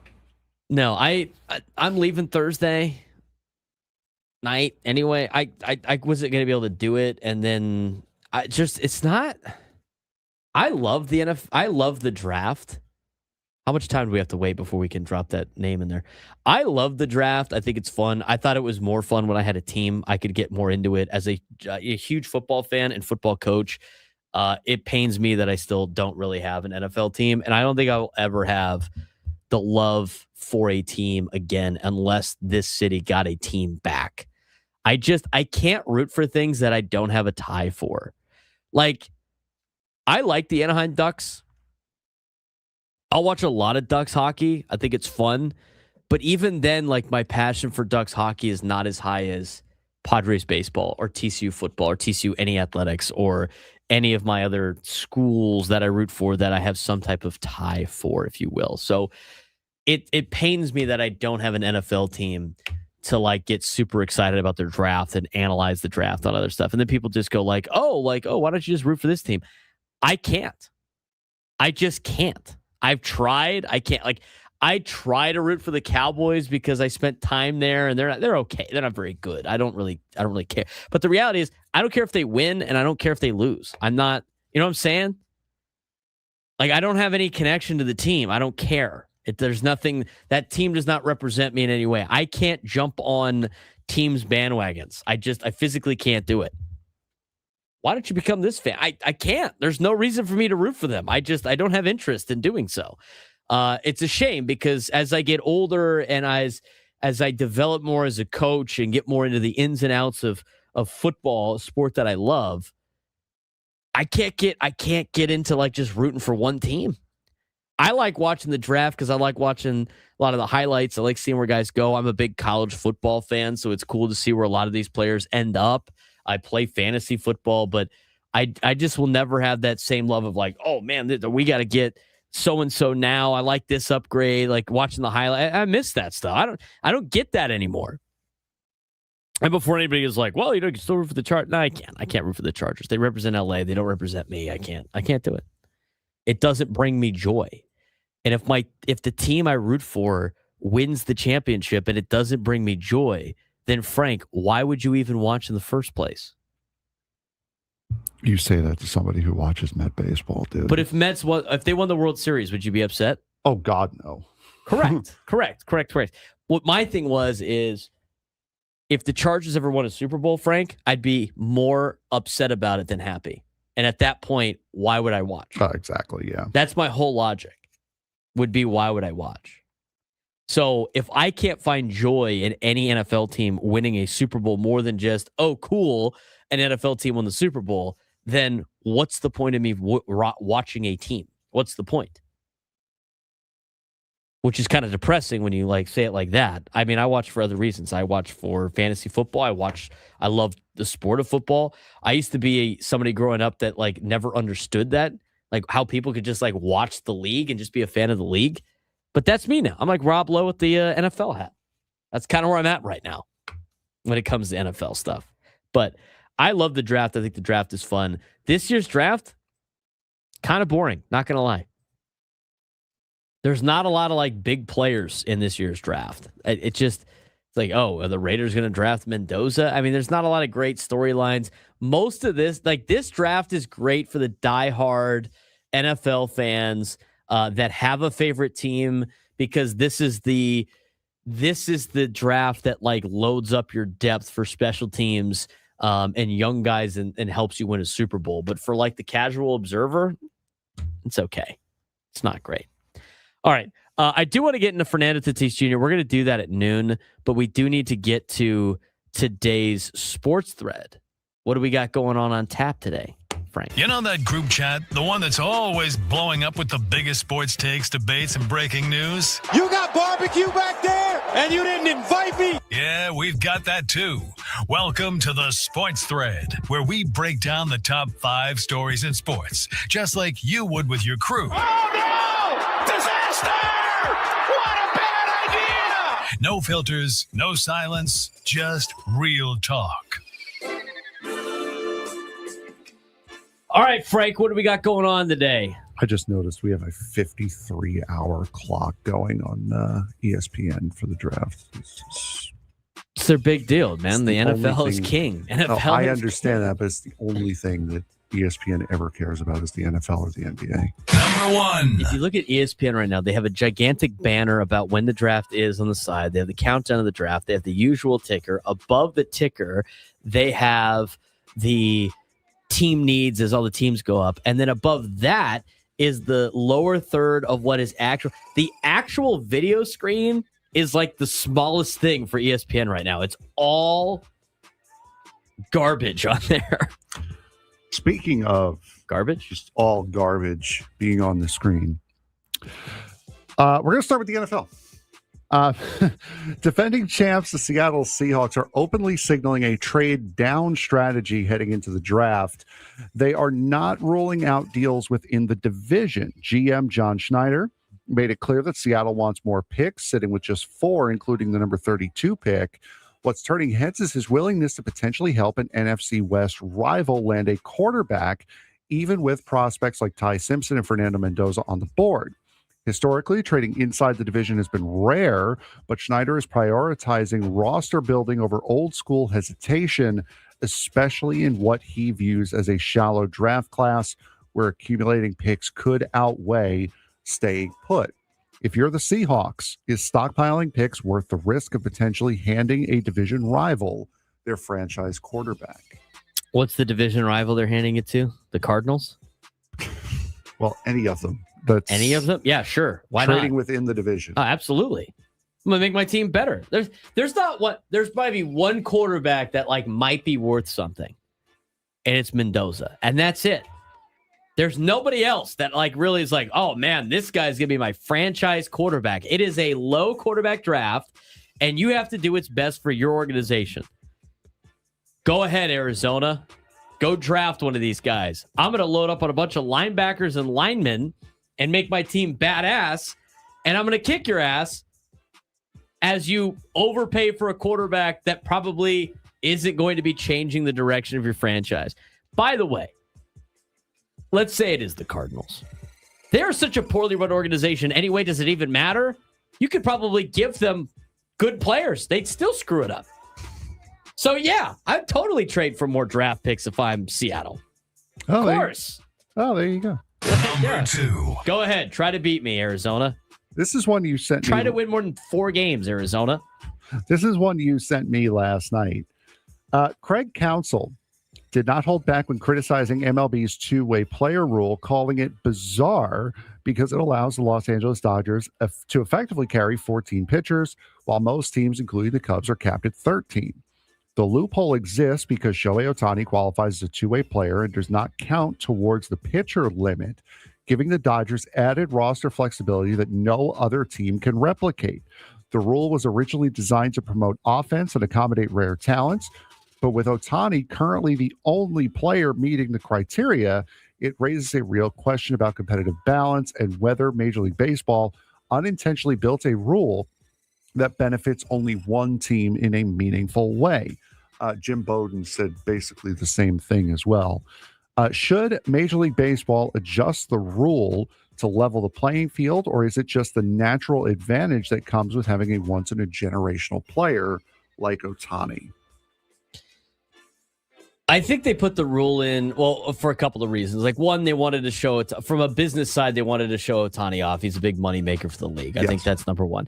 Number two, I think they also are encouraging more two-way guys, because I think despite Ohtani being dominant at both things, being elite at both things, it's kind of fun to have two-way players. Yeah. I think it's an incentive for I think Major League Baseball wants to see more guys like this. I just don't know how many human beings can execute this at a high level. I really don't.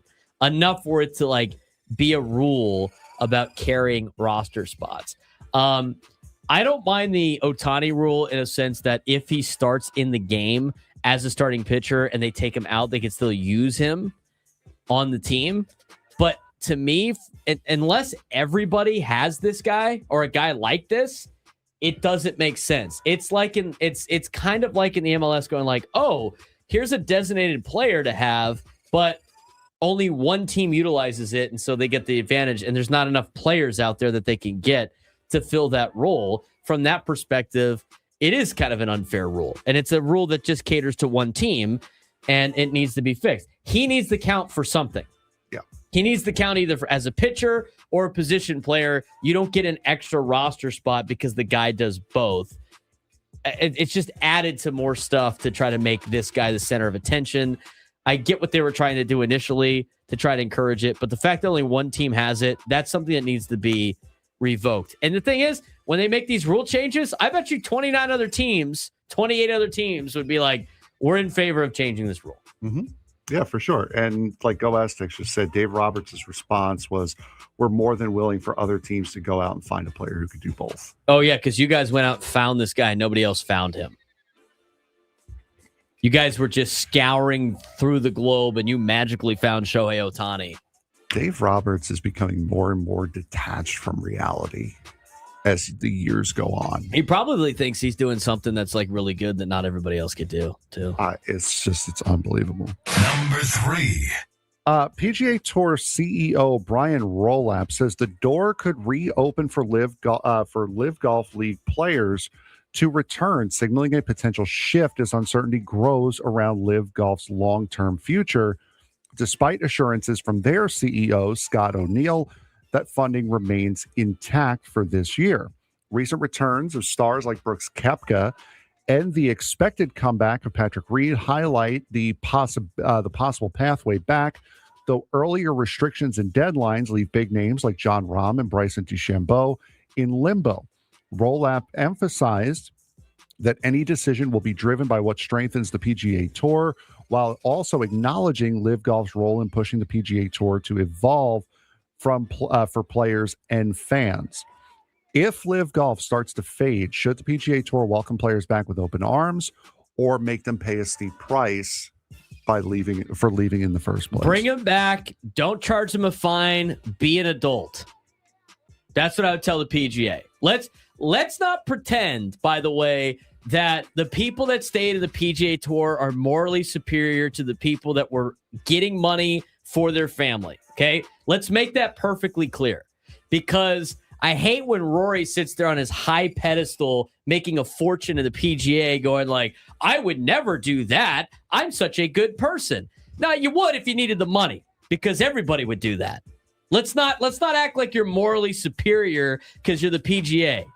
They had to do this because you were not paying your golfers what you should be paying your golfers. They flipped the rules. You lost a bunch of golfers. Then you panicked, came up with your own system to get more golfers more golfers to get paid more because you didn't want to lose even more golfers to competition. And now that they're coming back, you're like, let me get on my high horse. We're so superior than everybody else. Here's your fine for leaving us. What a crock of crap. Bring them back. Make the PGA Tour better. They got their money. Let's move on. Let's be adults here. Do you disagree with any of that? Nope, not at all. Tired of the PGA Tour being morally superior to everybody else. We're so much better and virtuous than you. Shut up. Shut up. Give me a break. Anybody offers you triple what you're making right now to do your job, you would take it in a heartbeat. Give me that crap. PGA. Fine. New lunchtime hour when we come back.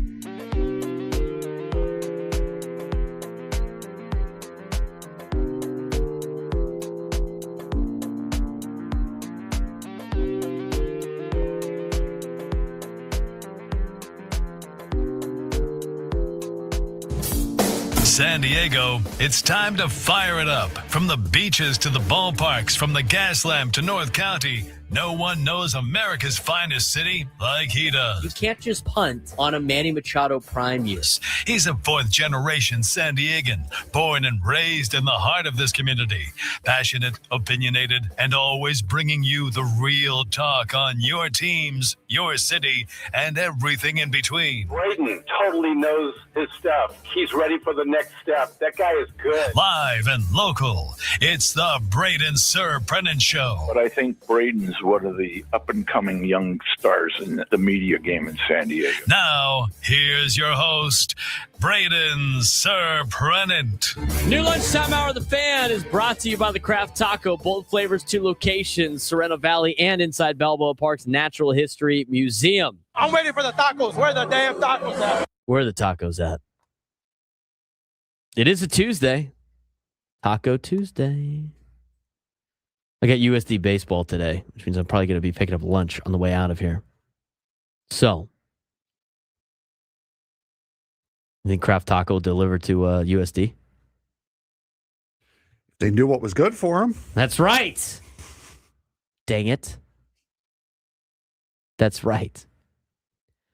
I bet you they do. I'd have to look on the Grubhub app. Get your tacos. We are broadcasting live from the Bill House Studios. We know how. He's Frank Marchese. I'm Braden Surprenant. It's the Braden Surprenant Show, live and local each and every day from 10 to 2 on San Diego's number one sports station, 97.3 The Fan. Let's get to Fernando. Let's talk about Fernando a little bit. So, there were some interesting things about Fernando. Because people are freaking out that he's not putting the ball over the fence. And when you look at first glance, like his numbers, and he's looked bad. He looked bad at the beginning part of the season. I think he's starting to heat up a little bit now. But at first glance, the numbers say 239 average, 296 slug, no home runs, and it screams, this is kind of a big problem. But when you dig into this, it starts to flip a little bit on how you really look at how Fernando has gone about his business. The data says he should be dominating. Only 1 game all season without a 95-plus mile-an-hour batted ball. Only 2 games without a 100 mile-an-hour plus ball. Missiles every night per hitting coach, Steven Souza Jr. 41% sweet spot rate. That's higher than 2021 when he hit 42 home runs. He's actually hitting the sweet spot better than he did when he had a career year. Line drive rate, career high. Ground ball rate, normal. Fly ball rate, down. He's hitting the ball harder and more consistently than ever, but the ball isn't getting in the air enough to leave the yard. That's the definition of elite process and terrible results. So what's actually happening with Fernando? This is where things get interesting and perfect for a talking point. Tatis is not chasing. He's not expanding the zone. He's using the whole field. He's staying inside the ball. He's trusting his swing. He's doing everything you want a hitter to do. Tatis is basically rejecting the idea that he needs to sell out for pull power. And what he's saying is, when I'm right, I drive the ball to right center, and the power comes naturally. And the staff agrees. When he's right, you can't really defend Fernando. You can't pull out the little card out of your hat I'm going to stand here. He's going to hit it right at me. Pull side power should come organically, not forced. And we talked about how he hadn't really had too much pull side power. But here's the tension, and it's real. He has never gone this long without a home run to start a season. And his slugging percentage, nearly 200 points below his norm. So now you've got the real question of, is he one adjustment away from an explosion, or is this approach limiting his power update or power output? The mental side might be the biggest development here for Fernando, where this becomes a bigger story. In the past, Tatis' frustration could snowball out of control. We've seen that before. We saw what happened in St. Louis. 2023 collapse. Emotions could impact his performance. Now, he gets mad. He resets instantly, staying engaged, staying positive, not letting results change his approach. And he mentioned this in a quote. You have to get pissed off, but you learn. And that's the growth that you're seeing with Fernando. And inside the clubhouse, coaches call him infectious. Energy has been consistently positive, and he's not dragging the team down despite maybe struggling at the plate, even though I think he's been hitting a little bit better as of late. They're only 5 minutes into that game, and they're already down. Thanks, bud. Hey, that's the Chelsea Padres now. So you could have ignored it. Why aren't they wearing brown and gold? Because they're wearing black today. Oh. And we're black for their own funeral? Yeah. It's not a good month for Frank's sports teams, I'll say. Did Islanders didn't make the postseason, even though they won more games than a lot of the teams? Thanks. Mets are in a downward spiral. Thanks. Chelsea's down 1-0. Thanks. What about Inter? They've just started here. Hold on, let me take a look. Are they down like 4-0 already? Stop it. No, there's not a score. Okay. What other teams do you root for? The Knicks embarrassed themselves last night. Okay. In more ways than one. Hofstra got anything going on? No, just baseball, which is doing baseball things. We interrupt this Fernando Tatis Jr. breakdown to go through Frank's sports conversation. Now, this is why I bring it up, Frank. It's always darkest before the dawn. It's going to get better for you. I need a dawn at some point. Still approaching midnight, I guess. I've won 2 Super Bowls with the Giants. Excuse me. You've won 2. You have won 2 Super Bowls. Yes, I have. Oh, nice. Congratulations. Where's your trophy? Where's your ring? You know where your ring's at? Don't worry about it. I've won a couple of City A titles. I've won a couple of Premier League titles. I've won a couple of Champions Leagues. Those are great. My 2 biggest are baseball and hockey. Okay. And I get embarrassed every single year. Just want one. Oh, you just want one? I just want one. Oh, you just want one? Yes. Oh. You just listed all the championships if you won. You just want one. Okay. I just want one. My favorite team's been here since 1969. Hasn't even sniffed winning a World Series. You're better than the Mariners. You've made it at least twice. Played the 2 best teams ever assembled in the Yankees and the Tigers. Didn't even win one. Got swept by the Yankees in '98. You made it though. You're better than the Mariners. You have won championships. Right. I would like to see it. So that's the Padres. I would like to see it. My college team finally made the national championship, got blown out, didn't even show up. So that's kind of an L too.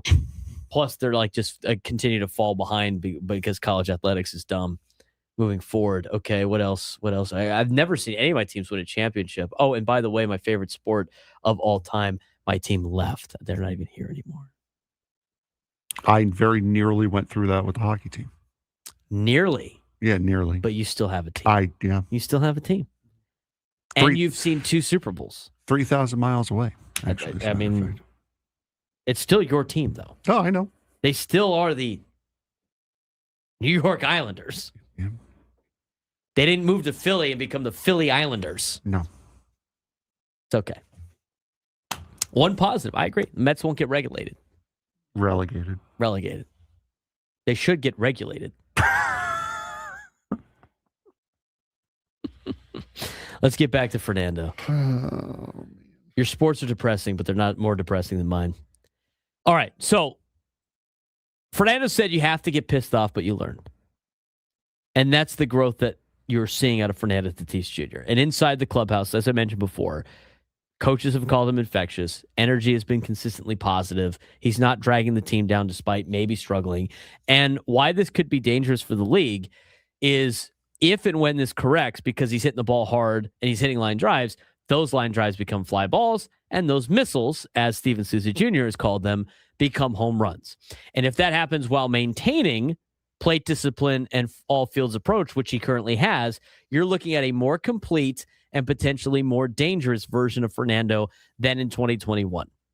This is why I want to stop the whole argument about like he hasn't been the same since the PED scandal, yada, yada, yada, yada. Guy's hitting the ball harder than he's ever had in his life. So the bottom line is it's not a slump per se, but he's changing his approach at the plate. It's a maturity test, philosophical shift, profile mismatch, and it's the calm before an offensive explosion. Because the numbers look bad, the swing looks elite, and the mindset looks better than ever. And as we went through this, Frank, I have to say, when you look at the way that his approach is, he has all of the mental side of things down. He has the approach down. He has the spraying all fields down. The home runs will come. He's putting in the pure process, and he will start getting the benefit of it relatively soon, in my opinion. I mean, he's putting together great at-bats. I like the way he's swinging the stick. He's swinging it a lot harder than he has in the past. His line drives are high. His barrel percentage is up. It's only a matter of time, and you want that to happen naturally instead of force something that doesn't need to be forced. Right. And I think he's a little bit further along and better off in that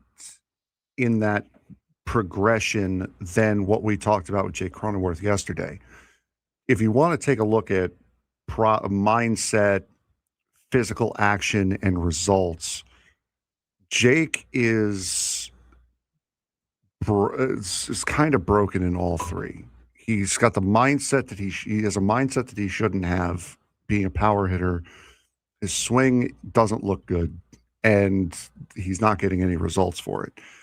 Fernando at least has the mindset and he has the good swing. He's just not getting the results for it. So it's good to hear that whatever was ailing him last year appears to be figured out is when it comes to mentally. Now he's just getting unlucky as far as the results are concerned. And he's doing a very good job of spraying the ball around, hitting towards all fields. He is still getting more of his hits to the pull side. I'm not really concerned about his power, because when Fernando hits a ball, when he gets a hold of one, it's going a mile.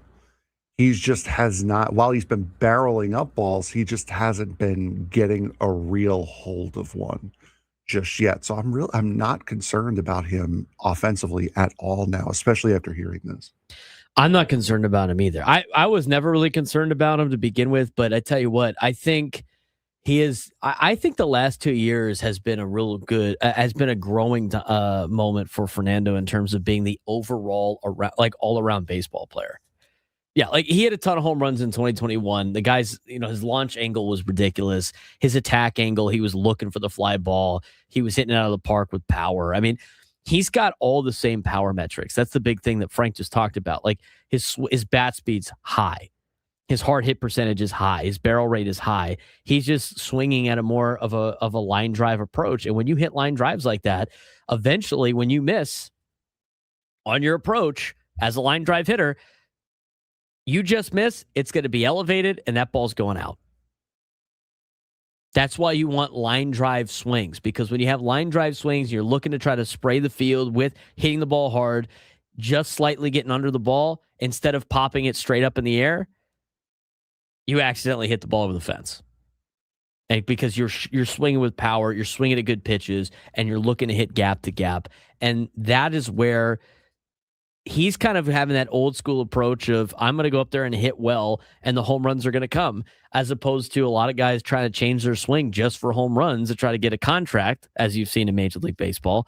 Fernando is working on his ability to do a lot of different things, to be that all-around player, and that's what you're arguably paying him to do. I mean, he says he's at his best when he drives the ball to right center. We've seen him do that a lot this year. I mean, if you pull up his spray chart, it's a lot to the opposite field. And to me, that's when a lot of these players on this Padres team are hitting at their best, especially guys like Manny and Fernando. I think Xander Bogaerts to some extent as well. But I like what I've seen out of Fernando. I'm not worried about him not hitting home runs because I think the home runs will come. You go to his Baseball Savant page, he's in like the 85th percentile or higher in almost everything. His hard hit percentage, Frank, did you know what percentile he's in? I would have to assume somewhere in like the mid 90s. 100. Oh, he's in the 100th percentile for hard hit percentage. 67.7% of the time he's hitting the ball hard, which means it's coming off the bat more than 93 miles an hour. 67% of the time. He's doing what he needs to do. The home run numbers will come. And guess what? Like we talked about with Manny Machado, the first segment of the day. Where do they get to play the next 5 games? Colorado and Mexico City, where the altitude is high and the ball's gonna fly.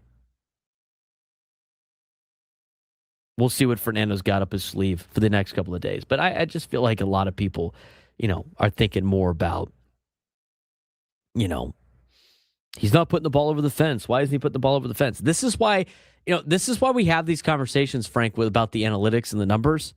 It's for these conversations of instead of listening to, I don't want to say dumb. I'm going to use the term ill-informed people saying, he doesn't have any home runs. He's cooked. He doesn't have the same power. He's not like he used to be when he was on PEDs. Look, he was never really that good because they see one stat as home runs. This is where you use this information going, he's hitting the ball well. He has a different approach. He's got an approach that actually probably benefits the team a little bit more. And with that, it's going to come with other metrics. You're going to see the home run numbers jump. You're going to, especially when it starts heating up temperature-wise across the country and where he's playing. But you look at his spray chart, it's all over the place. I mean, he's hitting the ball all over the place. He's got his doubles to left and one down the right field line. All of his singles are up the middle or to the right side. I think Fernando's hitting the ball extremely well. And, his numbers are jumping off the charts. Exit velocity is averaging 94.1. He's in the top 6% of all Major League Baseball there. Max exit velo, top 6% in all of Major League Baseball. His hard hit percentage, top 1% in all of Major League Baseball. He's putting up the numbers that you want to see from an analytical standpoint. So I think the home run numbers are going to come.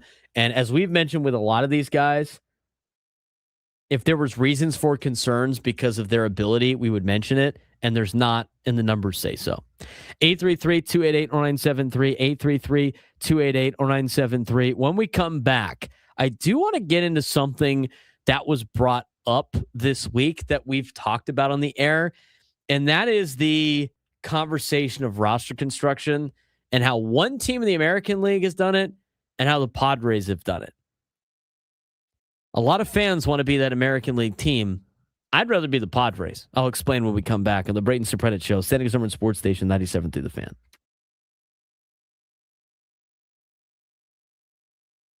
The San Diego Gulls are heading to the playoffs, but there's one big problem. They're going in cold. 3 straight losses to end the regular season, giving up goals in bunches.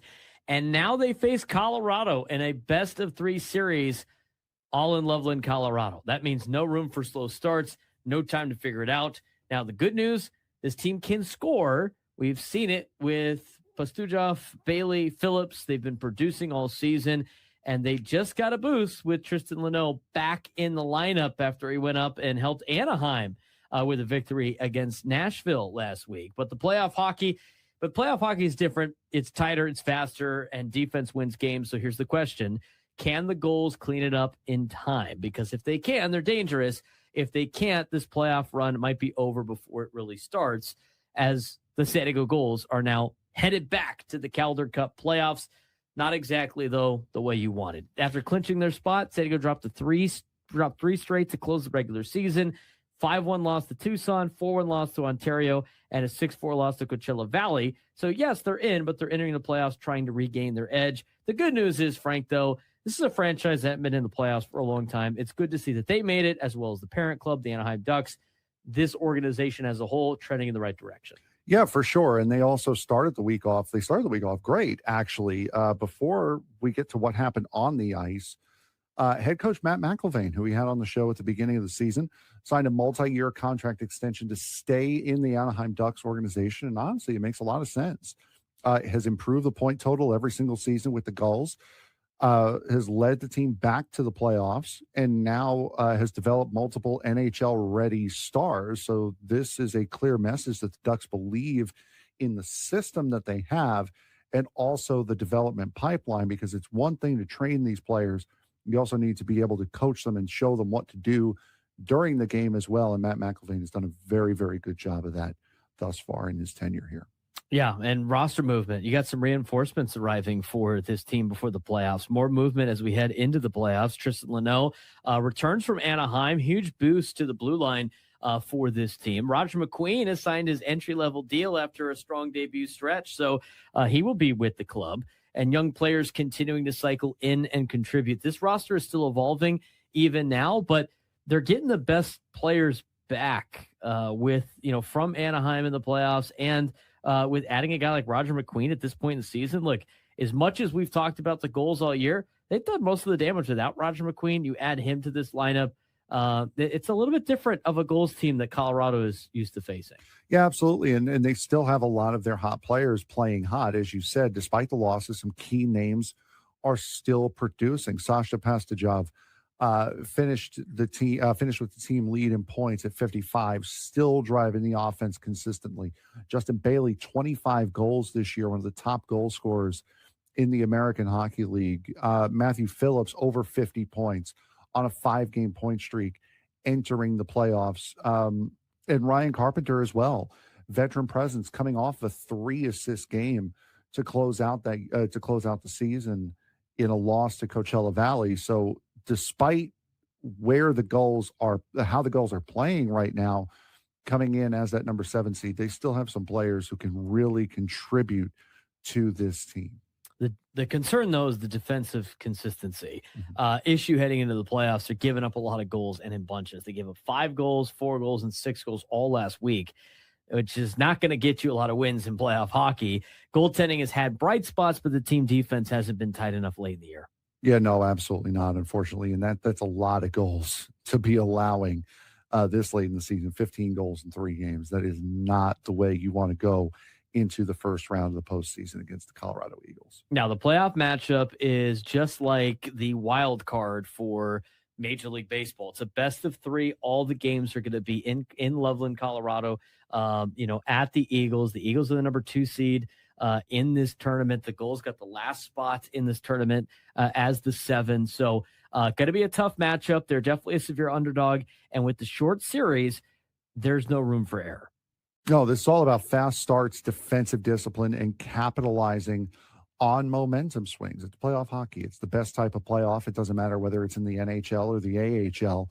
Playoff hockey is absolutely fantastic. And they're going up against another strong organization. They've been building a strong organization now with the Ducks and Gulls making the playoffs in the same year. You just had the Colorado Avalanche win the President's Trophy, and now their affiliate is the number 2 seed in the Calder Cup playoffs. So they've been building very, very strong as well. Should we be concerned about the Gulls entering the playoffs on a losing streak? Kind of, but not really. I mean, momentum matters, context matters, but the reality of the situation is on multiple fronts. From an on-ice perspective, they've already shown that they can score in bunches. They've shown that they can win big games, and they just show that they can respond under pressure. I think they've done that most of the season. But at best of 3, you don't get time to figure it out. So if they don't clean up the defensive side immediately, this could be a short run. If they do, they are a dangerous team with the talent that they have. I will also say it's great to see the Gulls back in the playoffs. I think that was kind of the main goal going into the season for the Gulls is let's make the postseason and see what they got. And anytime you get to the postseason and bracket play, anything can happen. So banking, it's better. He's Frank Marchese. I'm Braden Surprenant. This is the Braden Surprenant Show, live and local each and every day from 10 to 2 on San Diego's number sports station 97.3, The Fan. All right, let's get to this conversation that kind of started, Frank, like last week. Remember that guy that was, constantly going like, why can't we be the Mariners? Yes. What place are the Mariners in right now? Don't I know worry it's about it. early, but Don't worry about what's it. the Mariners record? Don't worry about it. It's 10-14. What have the Mariners never done? Make a World Series. There you go. Okay. The prospect hugging, if you will, or the like. I have this feeling that people think that just because a couple of players have made it through to other teams that have been prospects and have turned out to be really good and it saved them money, that you can just turn players out like nobody's business, which is not the case. And to prove it's not the case, you look at the case study that is the Baltimore Orioles. The Baltimore Orioles are a team that loaded up on draft picks. It's a team that loaded up on a rebuild. It's a team that accumulated all these top prospects. And what did they finish last year? They weren't very good, right? No. I can't remember what they finished they last weren't year. Great. Last year, Baltimore went 75-87. They did not use any of those pieces to acquire guaranteed major league talent. And what I mean by guaranteed major league talent, guys that have been there and played before that you know what you're going to get at the major leagues. They wanted to keep all of these young core studs because they wanted to save some money with their roster. That's fine. Their prerogative. Not against it. But I'd rather be the Padres and use the prospects as prospect capital more than hogging prospects. I mean, Baltimore's got guys like Kobe Mayo, Colton Cowser, Heston Kjerstad, Samuel Basallo, Dylan Beavers. These are all guys that are expected to be the next generation of Major League Baseball players. And they're all studs over there in Baltimore, right? Right? Well, now, it is early in the season. They're a game under 500. But at this point in the year, Kobe Mayo's hitting 157 with a 455 OPS in 51 at-bats. He was expected to be that guy coming up that's going to be a stud. Colton Cowser in 45 at-bats this year in 178 with a 469 OPS. Heston Kjerstad is hitting 218 in his career in the major leagues. 218 in his career. Samuel Basallo hitting 140 so far this season with a 532 OPS. He does have 3 home runs, but 140 to 532 OPS. Dylan Beavers in 50 at-bats is hitting 220 with a 610 OPS. They have done the minor league situation over there in Baltimore. Doesn't necessarily yield as many results. And the point of this conversation and why we wanted to bring it up was the fact that they're going all in on prospects. Now, a couple of them will hit, right? I mean, you've seen a couple of these guys do very well, at least to begin. Like Adley Rutschman started off really good. Thought he might be the guy. They have a couple of good players over there in Baltimore that are putting up good numbers. But overall, you are taking a risk. And as we've mentioned before, and I'll mention it again, 70% of the prospects that come up through the ranks don't make it as big leaguers. 70%. I mean, I just rattled off about 5 young prospects for the Orioles. All 5 of them have not put together good numbers. I mean, out of the 10 that they have probably brought up in the last couple of years, 3 of them have probably turned into players that you'd be like, oh, yeah, this guy's worked. And you get 7 that aren't. I didn't even mention Jackson Holiday. I don't even think he's up with the big leagues anymore. He's struggled since being added to the Orioles multiple times. So for like some of the people that go like, oh, well, you know, like it'd be nice if we had this young talented kind. It would be nice if we had like the best everything, wouldn't it, Frank? Wouldn't it be great? Huh? Every team's got flaws in some capacity. You either go with somewhat of the guarantees, play a little bit conservative by being aggressive with trades like the Padres do, which is kind of a weird way of saying it, Would you say that would be the case? They've been aggressively conservative in a sense that we're going to go get players that we know can play at the big league level instead of just rolling the dice and hoping that these guys stick.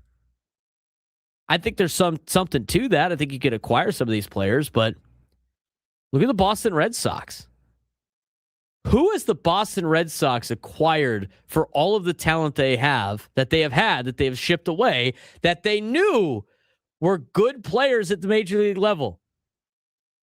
They let Xander Bogaerts walk, so let's throw him out of the list. But, what are they getting for Mookie Betts? Nothing. They've made trades where they've shipped off some of their better players that they weren't going to give to a contract, and what did they get for it? Nothing. Anybody want to talk about the Nationals? Nobody likes talking about that. The only time people like talking about the Nationals, Frank, is when James Wood hits a home run. Or C.J. Abrams does well. And C.J. Abrams done fine. But you look at the Washington Nationals, that trade looks better and better every year because of what Juan Soto has turned into for the Padres. You got Dylan Cease out of Juan Soto. You got Michael King out of Juan Soto. You got Randy Vasquez out of Juan Soto. We'll see what you get with Johnny Brito. He might be the odd man out in this sense. But these are guys that have helped you during your time frame more than anybody that you shipped away to the Washington Nationals.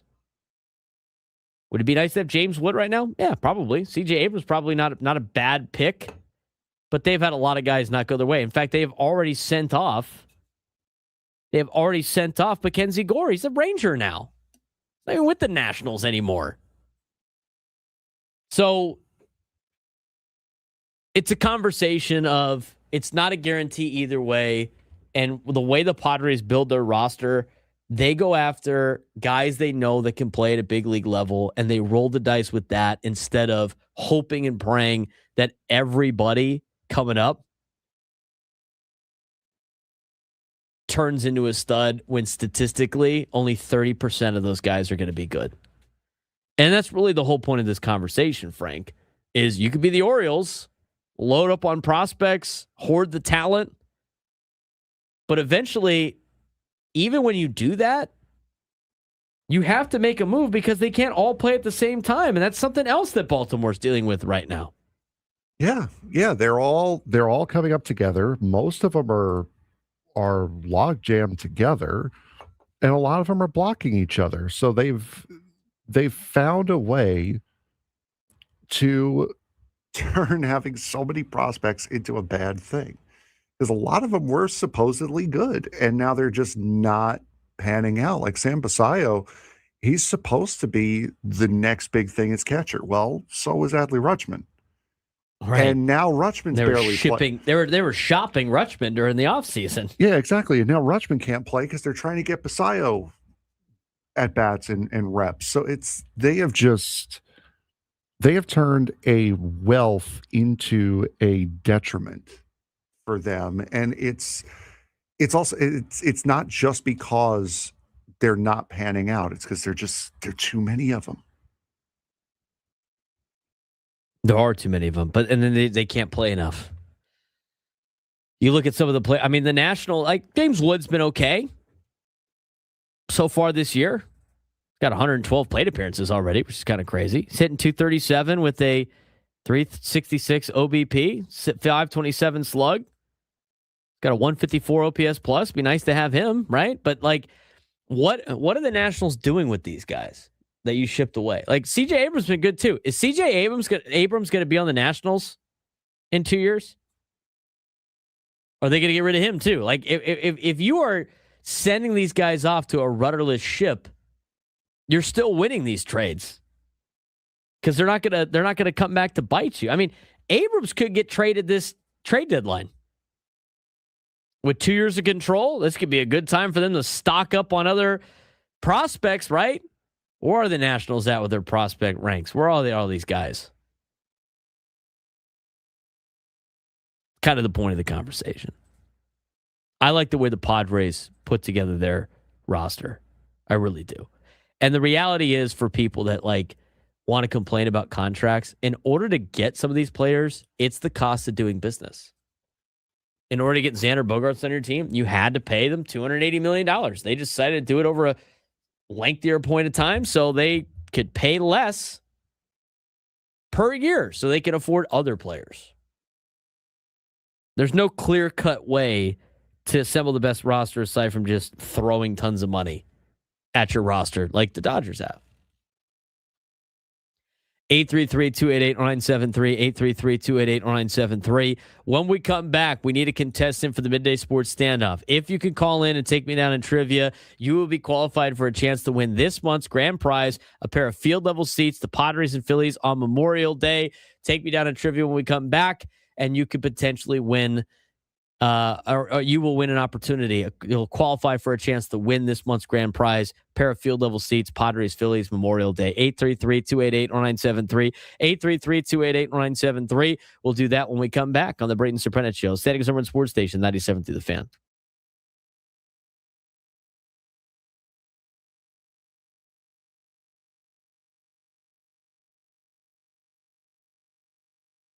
San Diego High School sports starting to show a new trend, and it's not just star players anymore. It's complete programs taking over. Look at Helix Baseball. 4 home runs in a game, deep pitching, and a 75-year tradition that's still producing dominance today. Or Francis Parker, who just beat a higher division Otay Ranch team 8-3 with 2 home runs and a statement win that could change their playoff perception.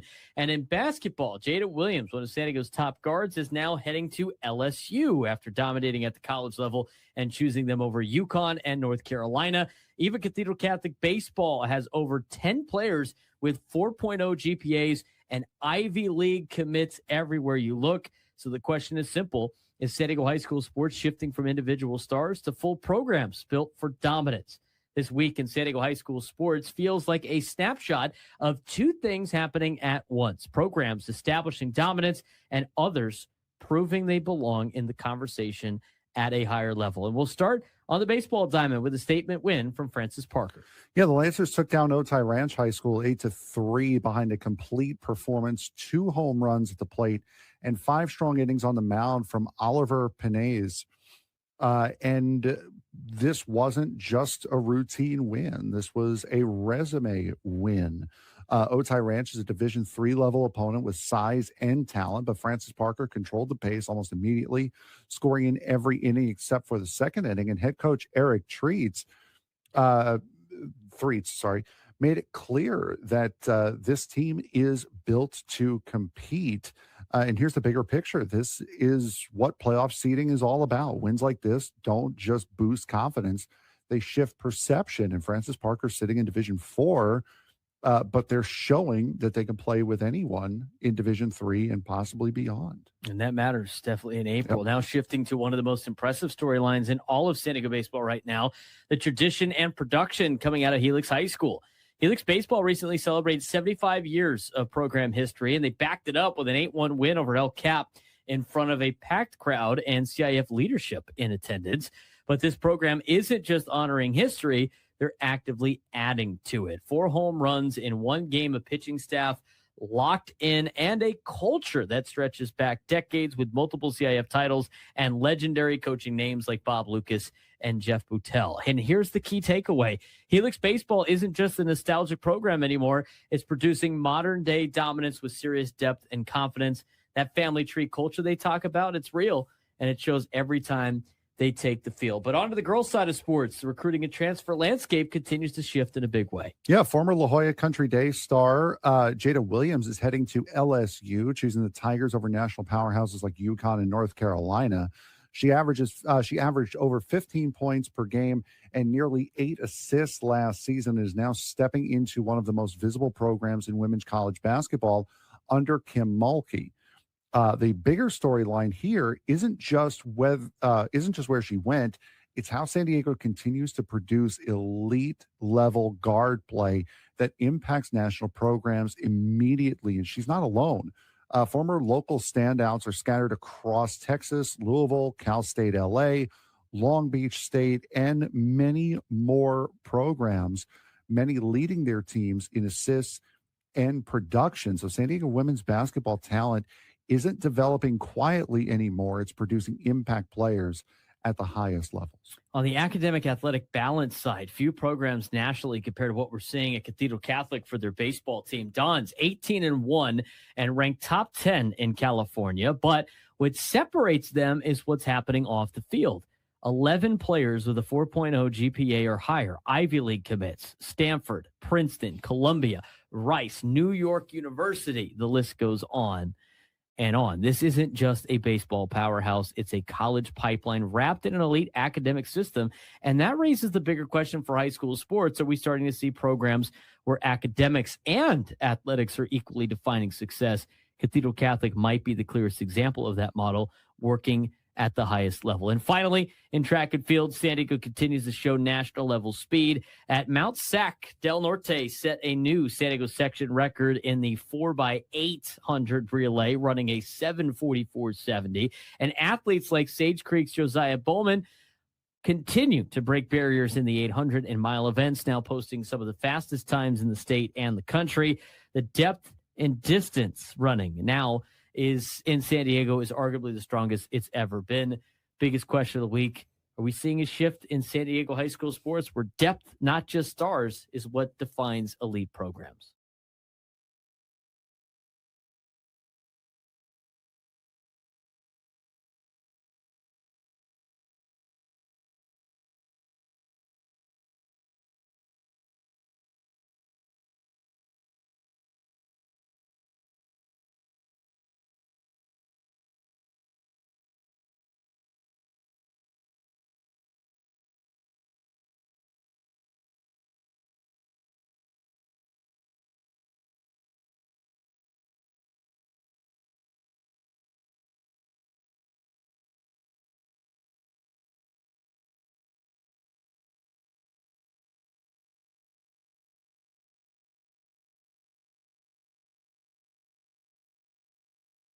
Can't believe how fast the show's going today. It's already 12:42.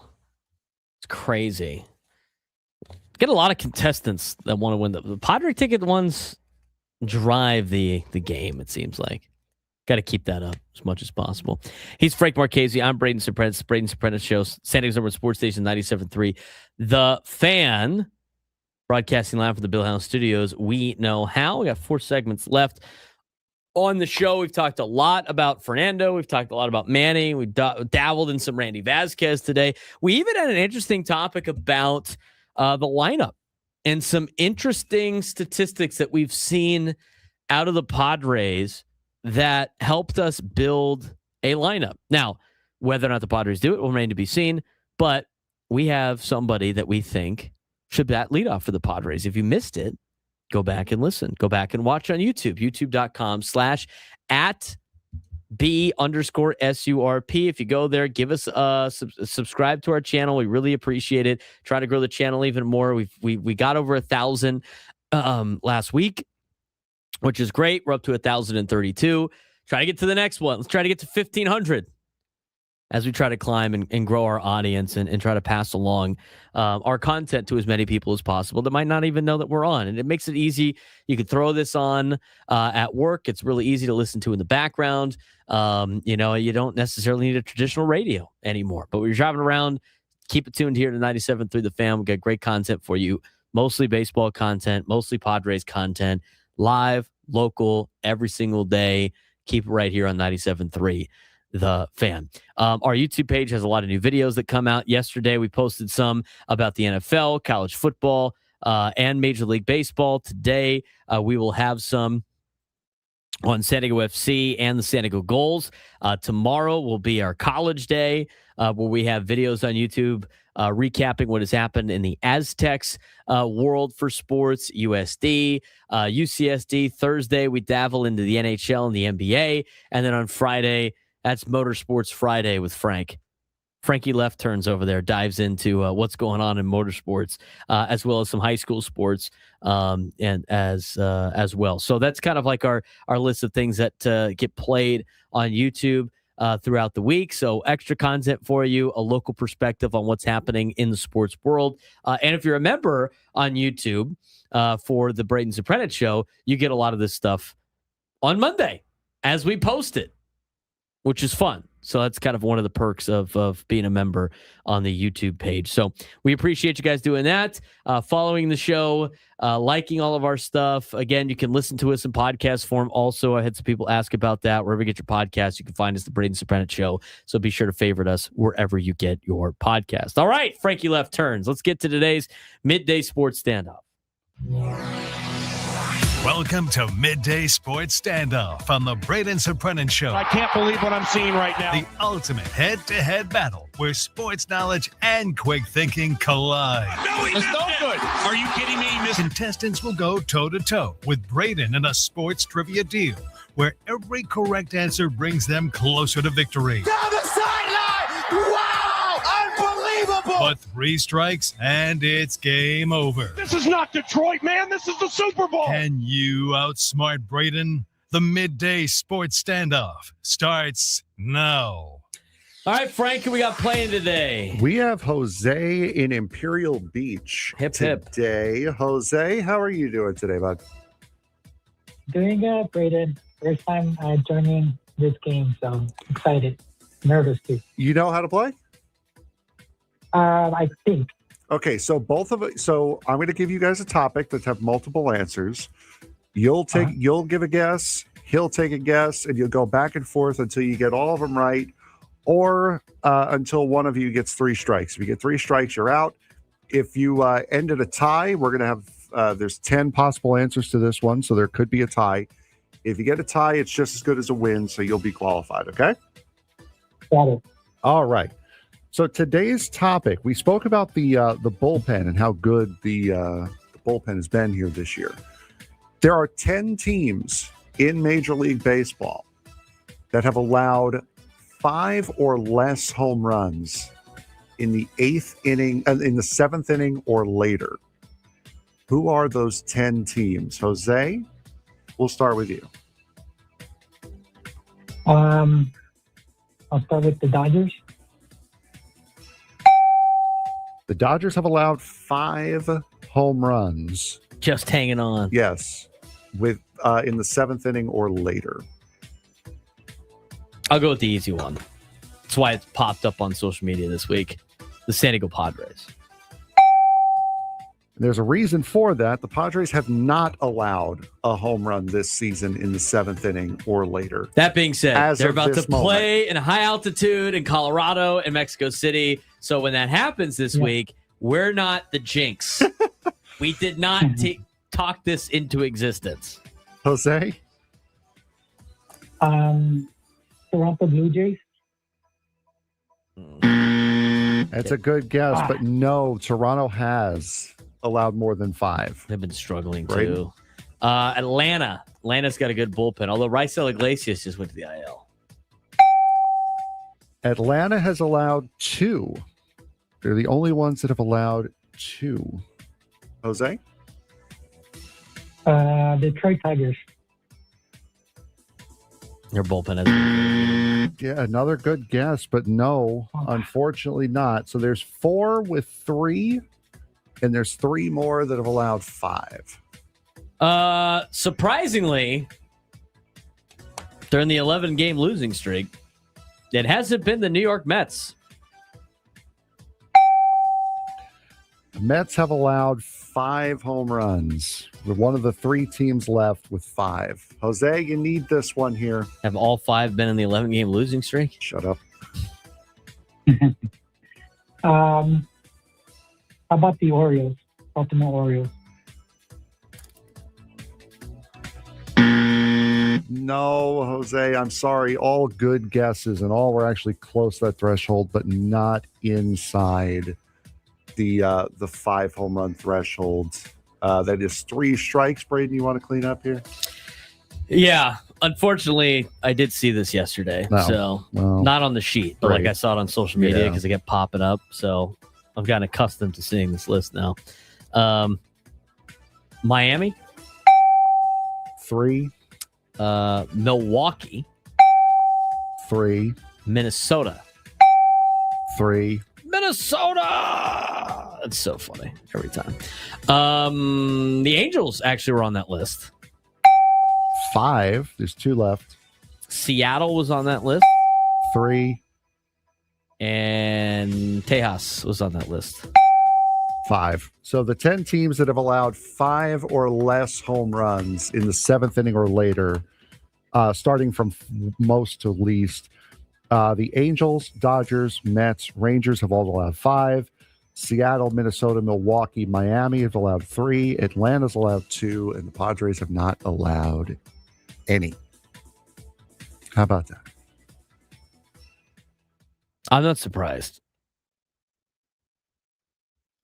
We look at Mason Miller's stats. They haven't changed since yesterday. And every time I look at them, I find something new every single time. I agree. Shout out to Jose for not cheating. I thought Jose did a great job. Good a lot job. of good guesses. Yeah, no, there. very, very good guesses. Quality bullpens just unfortunately have not performed well. The more I look at Mason Miller's stats, the more I go like, how does anybody make contact with this guy? Although he has given up some hits he's given up 2 hits this year. It's the legend of the Reaper. It's growing. Yeah, that's right. He's been fantastic. But his Padre uniform numbers have been insane. I mean, we talked a lot about this in general, about how well he has been, like how well he's pitched, how much better he got.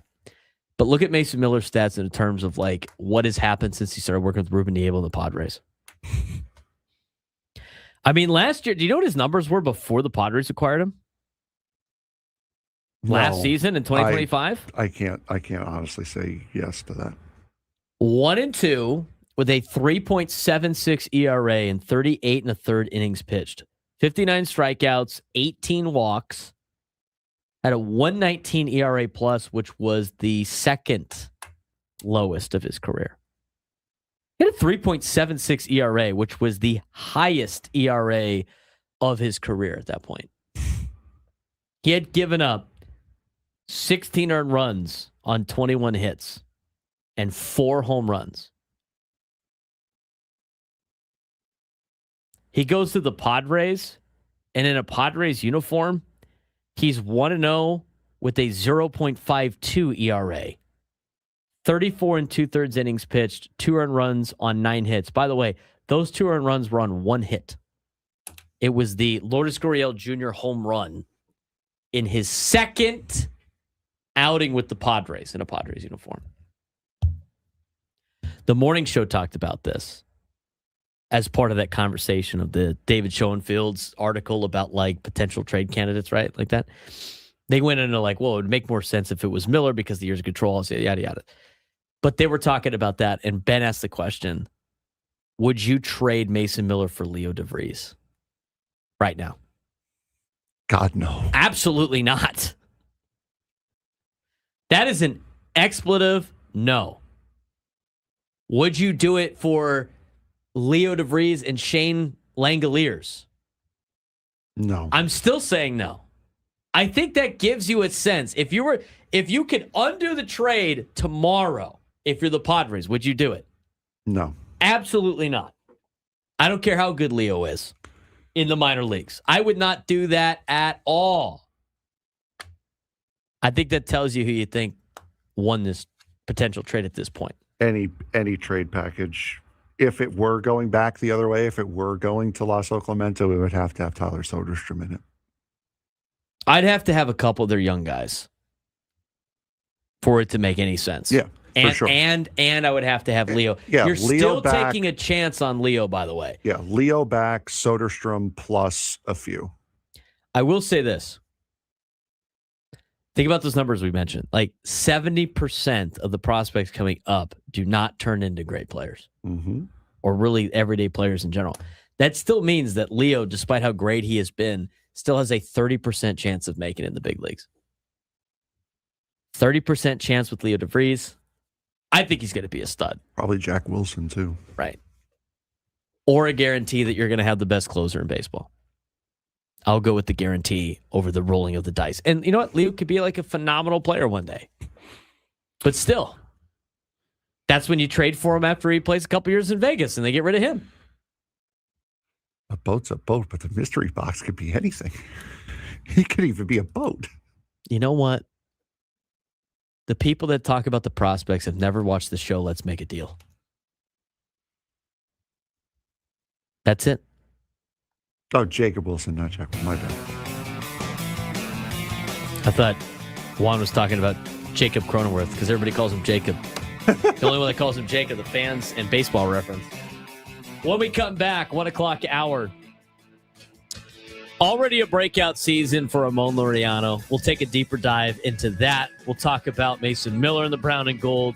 And we'll get you ready for Padres baseball tonight, 5:40 against the Rockies.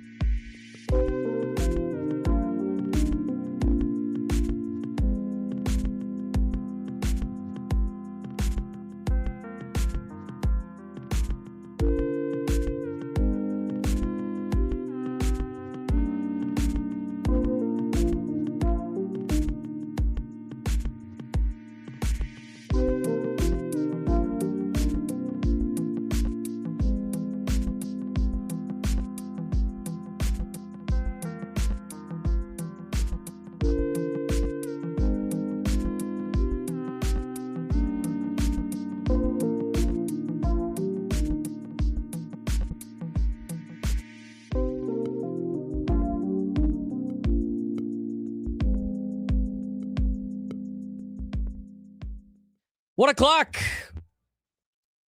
Braden Surprenant Show. He's Frank Marchese. I'm Braden Surprenant. Here live at the Bill House Studios. We know how. I do want to take a quick break from the Padres stuff for a second. It was an off day yesterday, so we can mix in some other stuff.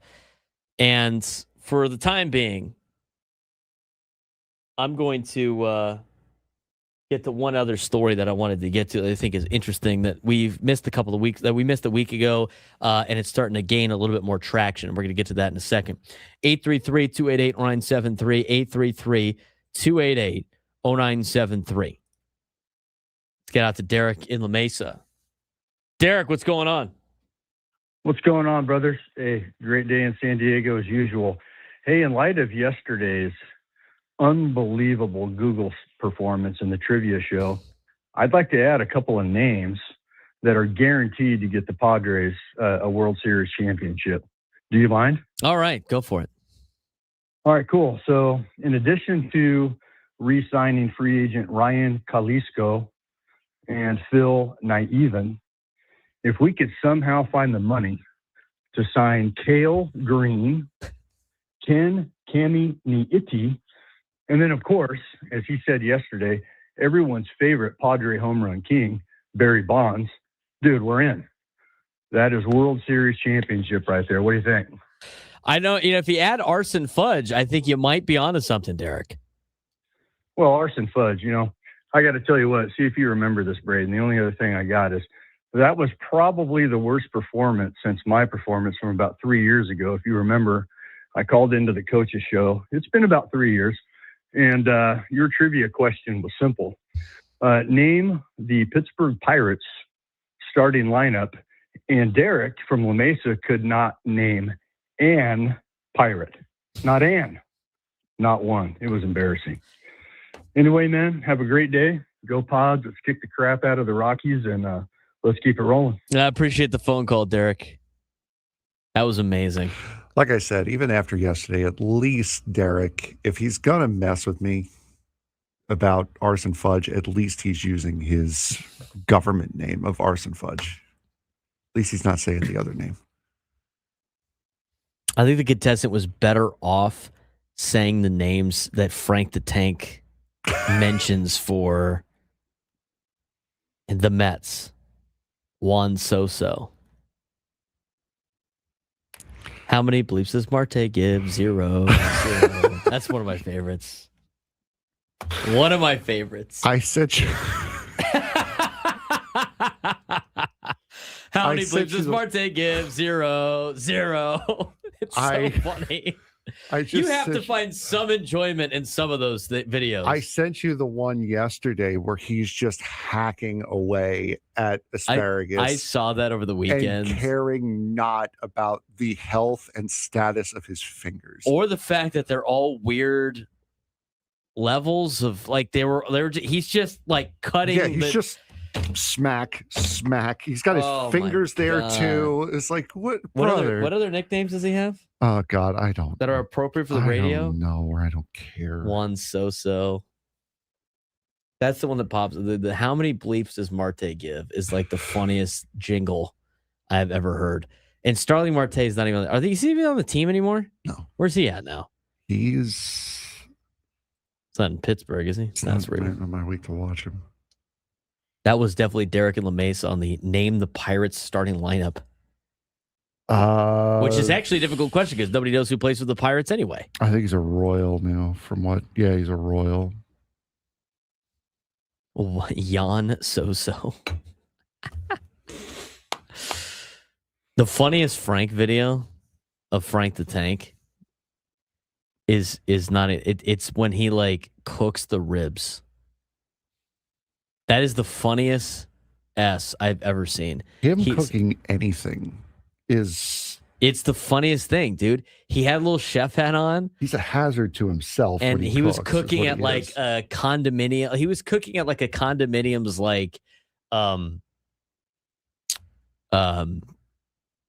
centralized like pool barbecue thing. Mm-hmm. And he was like breaking down like how he makes his like great ribs. And so like he closes the lid and then he comes back And he opens the lid, like, so they fast forward to like when he's supposed to come up. So he opens the lid of the barbecue and he has this dumbfounded look on his face. And they are burnt to a crisp. I mean, they are charred, blackened. They are just, it is the most disgusting. There's nothing left. It looked like the thing got incinerated. And he's just like, what happened? And then he starts having his own little crash out that he usually does. He has been kicked out of the Prudential Center for having crash outs. He's a Devils Seton fan. Hall or the Devils? Devils. They still allow him in there for Seton Hall games? I don't know. I really don't know.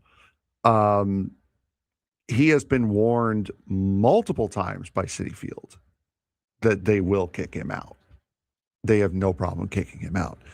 He was found. I don't know if I'm pretty sure you know this. He was found because he was one of the man on the streets for the news. NJ Transit had a big logjam one opening day. Oh yeah, that's how he became famous. Yeah, I actually told that story last night to somebody. Yeah, about and him. he was one of the man on the streets and had a meltdown. No, they interviewed him. Yeah. That's the only reason David Portnoy like made fun of him. That's why he like made him part of the deal. Yeah, exactly. He had a meltdown on Jersey Transit for him missing Met opening day. And that's how he got hired at Barstool, was from that performance. Here's some of the nicknames. Danny Heap. He calls him Danny Heap of Bleep. That bleep starts with a Danny Heap. I don't know. Used to be a player for the Mets. Oh. Okay. Bo Bichette, he goes, makes Jason Bay look like a bleeping Hall of Famer.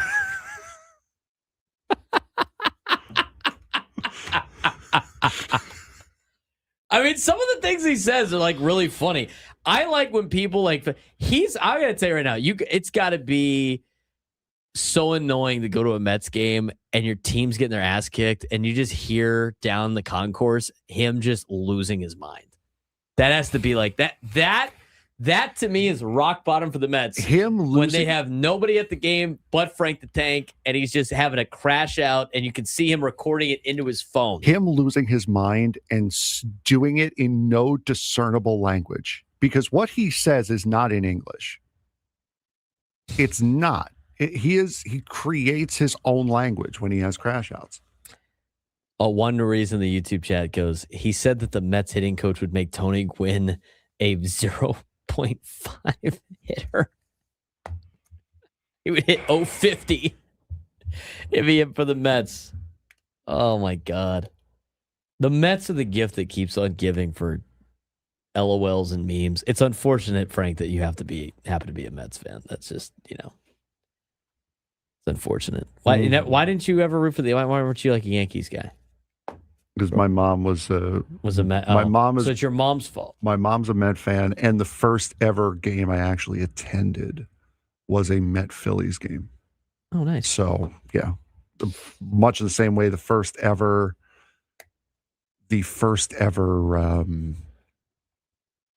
hockey game I went to was an Islanders game, Islanders-Oilers. So that's why I'm an Islander fan. You like the Knicks? You just like all the blue and orange teams. Yeah, more or less. That's just more how it worked out, because all the blue and orange teams are on Long Island, not in the Knicks not in the city. No, I understand that. I never really got into basketball, so I stuck with the Knicks because I couldn't root for a New Jersey team, the Devils, and my grandfather is a football coach on Long Island. He was a Giants fan, so I took the Giants to the Jets. You know what? You got saved by that. You got saved by that. It could be a lot worse if you were a Jets fan. Could you imagine how funny our shows would be there in the football season if you were a diehard Jets fan? I would be. What's Fireman Eddie up to? I'd be at a straitjacket. I don't know. They only do that on kickoffs, but they're not kicking the ball off a lot because that means they would have to score. Once a game, he's only needed for 5 seconds. Yeah, the kick return team's in action a lot for the Jets. Yeah, Mets, Jets, and Nets fans sounds miserable. All right. That is. That sounds terrible. Ask Evan Roberts. Let's get to what happened this week or what's going on this week in college athletics, and then we're going to dive back into Padres baseball and get you a preview of Padres Rockies at the end of the hour. The future of college football is once again in flux. Oh, goody. You're not kidding. Wow. Serious momentum is building towards a 24-team format for the playoff. Let's go. They're finally listening to me. It's about time. They're finally starting to listen to me. You're welcome. The FCS does it. I don't know why it's taken you guys so long to figure it out that it was a good idea. But this is no longer just the college sports conversation because outside power players, media executives, politicians, billionaires are now involved. What could possibly go wrong? A White House-supported presidential committee is exploring revenue solutions and expansion is front and center. It's not about football anymore. Money, control, structure the entire sport. The 14-person presidential media committee is now weighing in. It includes power conference commissioners, oh goody, Notre Dame leadership, executives from ESPN and Fox Sports, business figures, and political operatives. And the goal is to generate more revenue to offset rising costs of NIL, salary, and facilities. College football is drifting towards something closer to, obviously, semi-pro, federally influenced business model. This is in a report by Ross Dellinger this week. Does this government not have anything bigger to worry about? I don't think the government really needs to get into like what the college football playoff is. If they do need to dabble into something, it is getting Congress to pass some type of rule in which college athletics gets antitrust exemption. It's so nice. That's the only thing that you need the government for. It's so nice to know that there's no turmoil in this world going on right now at the moment that we can focus on this. It's awesome. We're living in a great timeline. Well, as most major powers to be, Frank, just because one thing is happening doesn't mean everybody's attention is on that thing. They do have to run their country still. So without getting political, if you had the entire country shut down for just one event outside, nothing would be functioning. They have to run other deals too. I was saying that there's nothing going on that's bigger than this. It's good. I mean, it's a good thing that they're focusing on this because that means there's no problems anywhere at all, period. They're using the government for the wrong thing here. They should be using the government to get antitrust law exemptions, not for making a college football playoff. But you could have said that in 2014, but they had Condoleezza Rice on the 2014 college football playoff committee. So take that for what it's worth. Let's go back to sports. From a playoff perspective, I don't mind the 2014 playoff.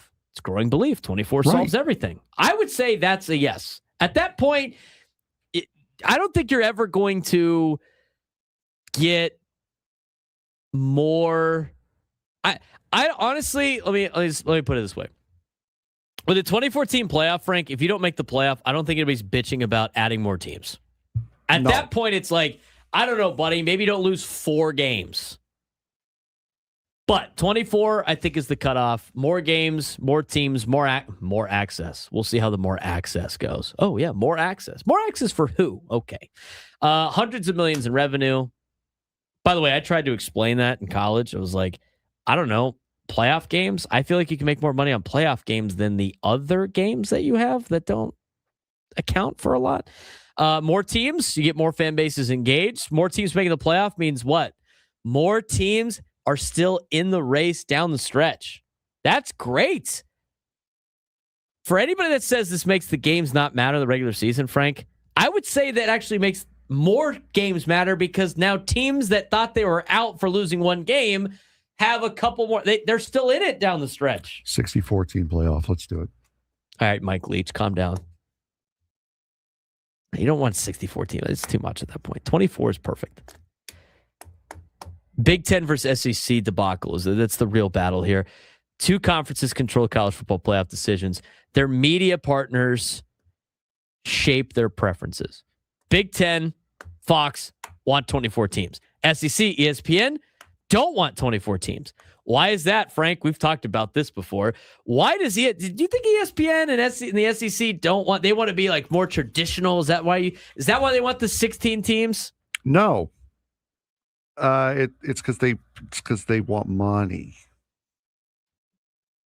And they don't have the TV contracts. If you expand more than 16 teams in the contract, ESPN now has to open up the contract for multiple, like college football opens the contract, ESPN doesn't get it anymore. And so if you go more than 16 teams, now any media conglomerate can come in and buy the naming right or buy the rights to the college football playoff. Why would ESPN not want that? Oh, I don't know. I have it right now. If they open it up to more, I might lose some of the assets or I'm going to have to overpay for media rights. So let's not pretend like the SEC and the ESPN's like holier than thou on we want to keep it traditional with 16 teams. We don't want to go too much. We want to make the playoff. Give me a break. Give me a break. Why do you think the Big Ten and Fox, Frank, want 24 teams? Because they want to bid on the playoff. Oh, yeah, because Fox wants some of the action. And the only way to do that is to what? Expand more than 16 teams. So what do you think Fox wants 24 teams for? Because they have none of the action. They want some of the action. So this is like the same situation, Frank, that we find ourselves in with the CBA.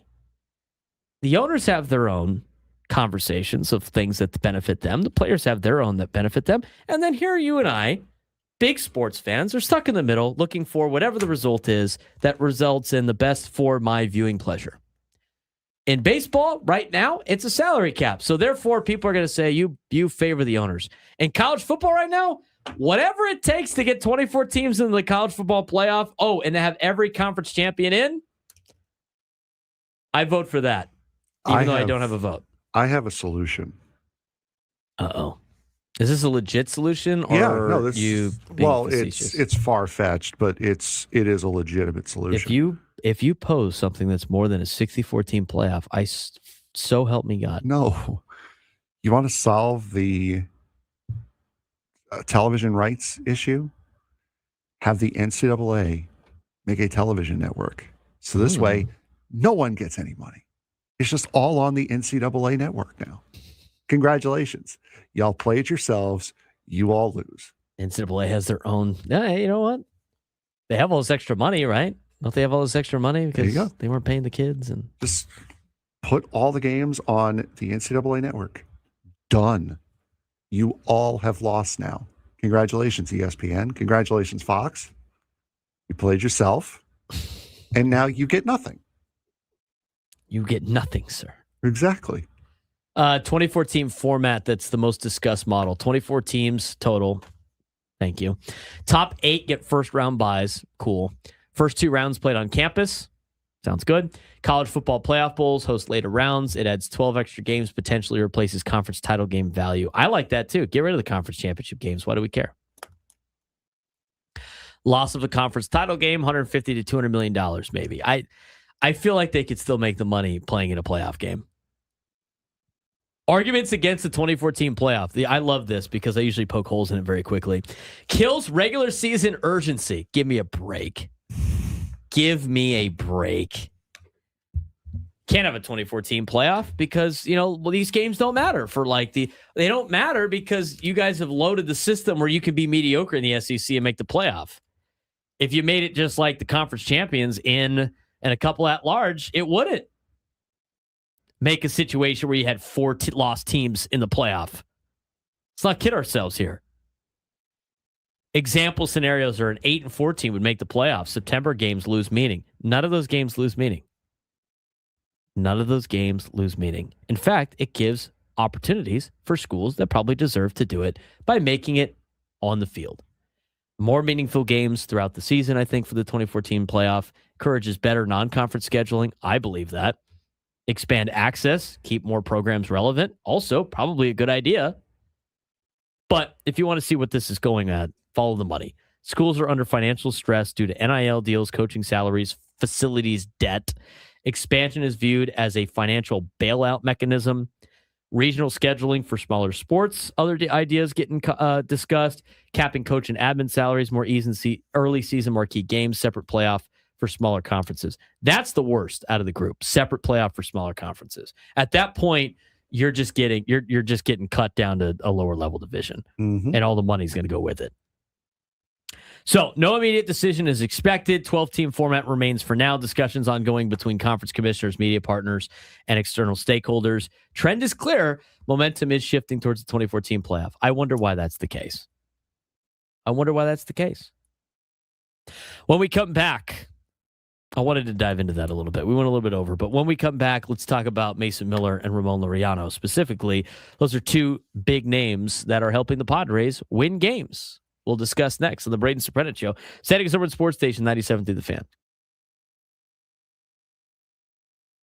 He did it again.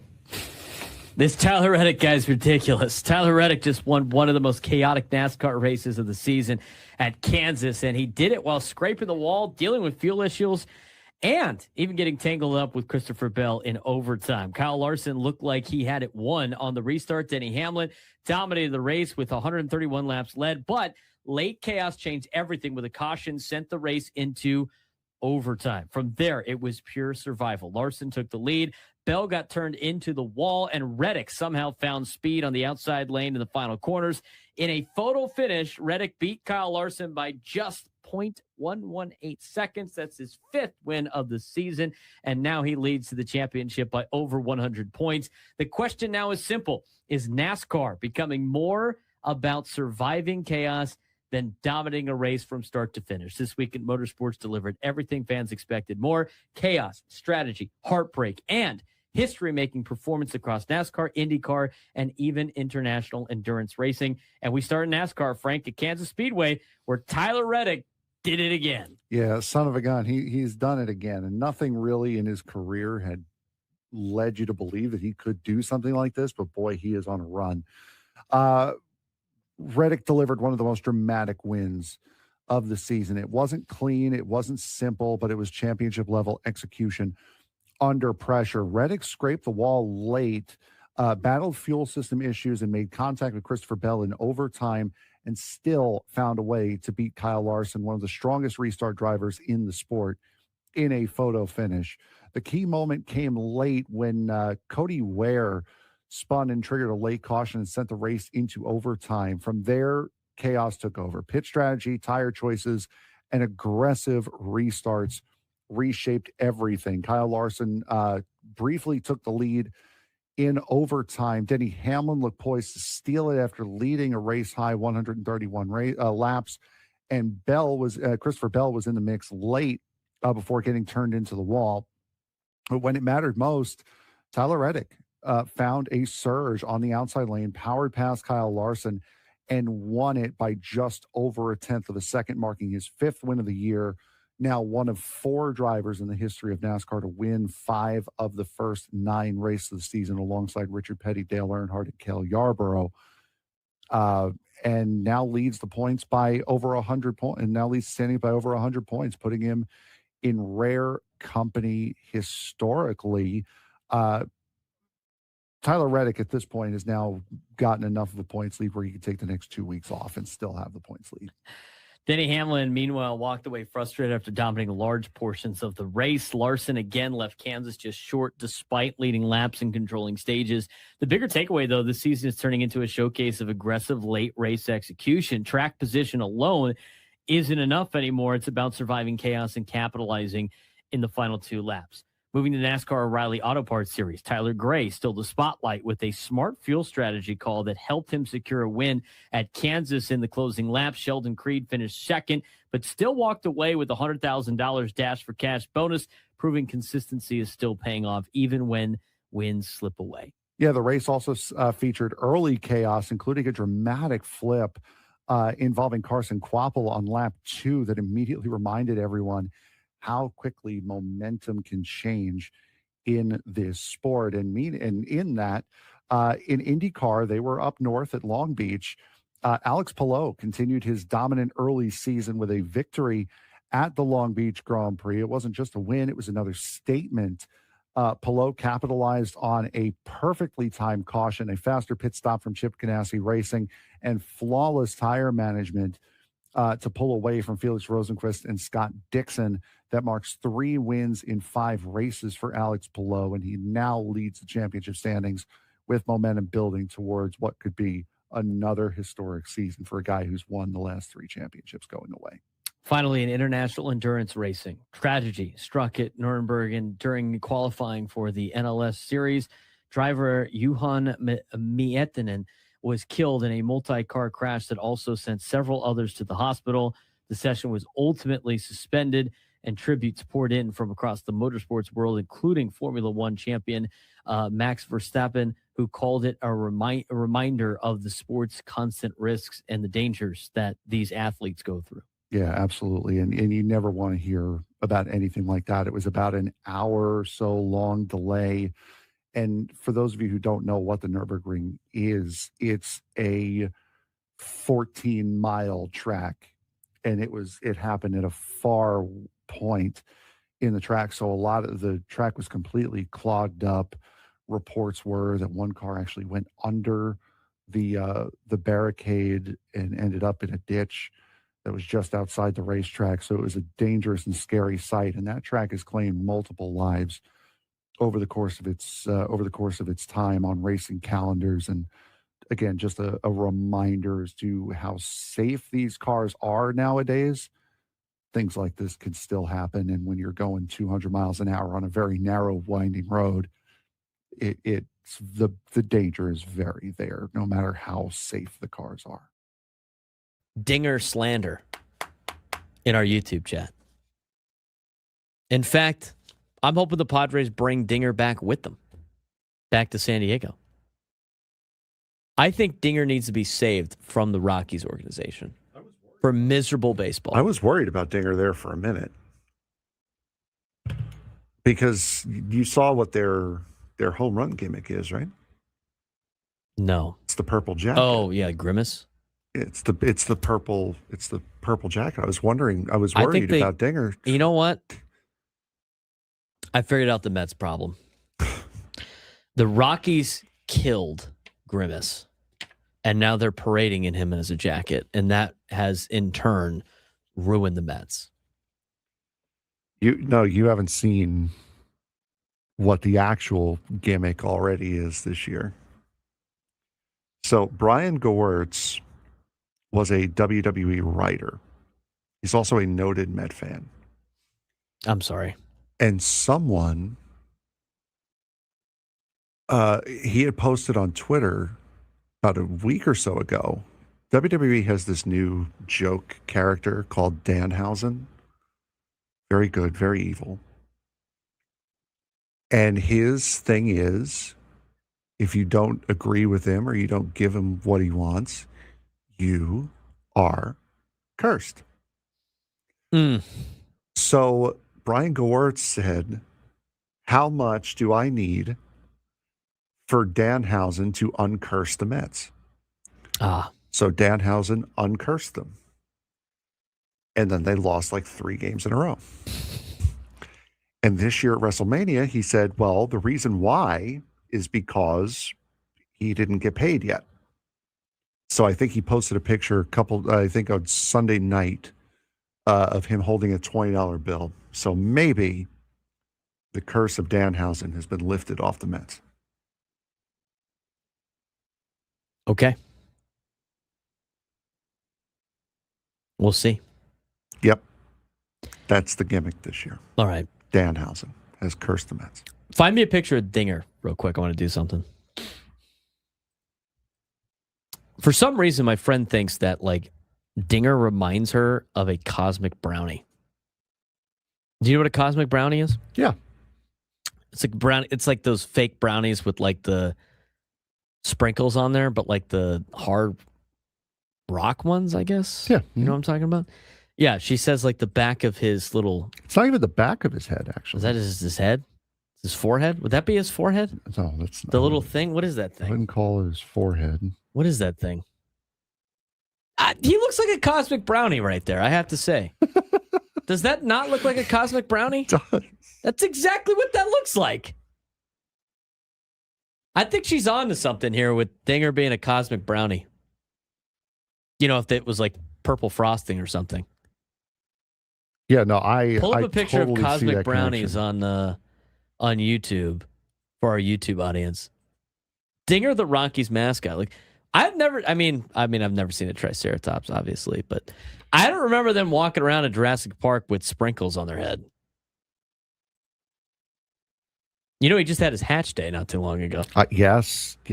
Not a birthday, a hatch day. Yeah, happy hatch day to Dinger, the mascot. Happy hatch day, Dinger, yes. For the Rockies. Dinger is made of cosmic brownie. I'll prove it when I catch him. And when Gonzo does that, he'll fly to the moon for some cheese. You'll see. Some Wallace and Gromit stuff with going to the moon. I got him. Don't worry. All right. Compare it with the cosmic brownie. I'm telling you. I'm trying to get the picture she might up. be It's not onto saving something here. anywhere. Oh, it's not saving StreamYard problems. I think I see it. I see it now. Yeah. All right. So there's Dinger. Go ahead. You do the Flip control. Oh. Are you gonna zoom in on anything or? Well, not homemade recipes. We keep that for the internet. Yeah, that's the cosmic brownie. There's the cosmic brownie. You could zoom in. Oh, those on are it. homemade. Oh, it's the same deal. Yeah. All right. More So or less. that is the cosmic brownie. That is Dinger. Cosmic brownie. Dinger. I think we might be onto something here. I think, in fact, Dinger might be made of cosmic brownies. We need to bring back the San Diego chicken. I don't know about that. Do we believe like the San Diego chicken's a curse? See the conspiracy theories that we start here? That all revolve around mascots? I think she might be out to something with that. I'm full support of Dinger. You know what? I think you got to take Dinger out of his misery and bring him back here. Just saying. He'll still be miserable, but he'll be miserable in good weather. Why would he be miserable? We're 15-7. Well, you haven't won a world championship yet, Okay, so here we go. The Mets. Well, no, the Rockies haven't. No, that wasn't a Met fan joke. That was just. I mean, I'm going by off what the Doomers say here. as a Doomer maker funner over, there's. I'm sorry. Did you say? What did you say? Doomer. As a Doomer maker funner over. Doomer maker funner over. He'll still be miserable, but he'll be miserable in good weather. I think Dinger would have a great time here. I think he would too. You know what? I think it'd be great if they just hang out at the zoo. Just walk around the zoo. He'd look better than brown and gold, I think, too. Even better, hang out with us. Could you imagine we had a mascot just hanging out? Isn't that what they had? What's the guy's name on McAfee? Is it AJ Hawk? What's that guy's name? Yes. That's basically what he does. It would be the same thing. It would just be a 3-screen, but the 3-screen banner. Could you imagine? We turn the camera, and there's Dinger sitting here with a rock, just like pretending he's on an iPhone while we're just sitting here talking nonsense. That'd be hilarious. We're not going to talk about Dinger the rest of the show. We're going to talk about Ramón Laureano. We're going to talk about Mason Miller, and we're going to give you a preview of Padres and Rockies when we come back. Final segment of the show. Braden Surprenant Show, San Diego Sports Station 97 through the Fan.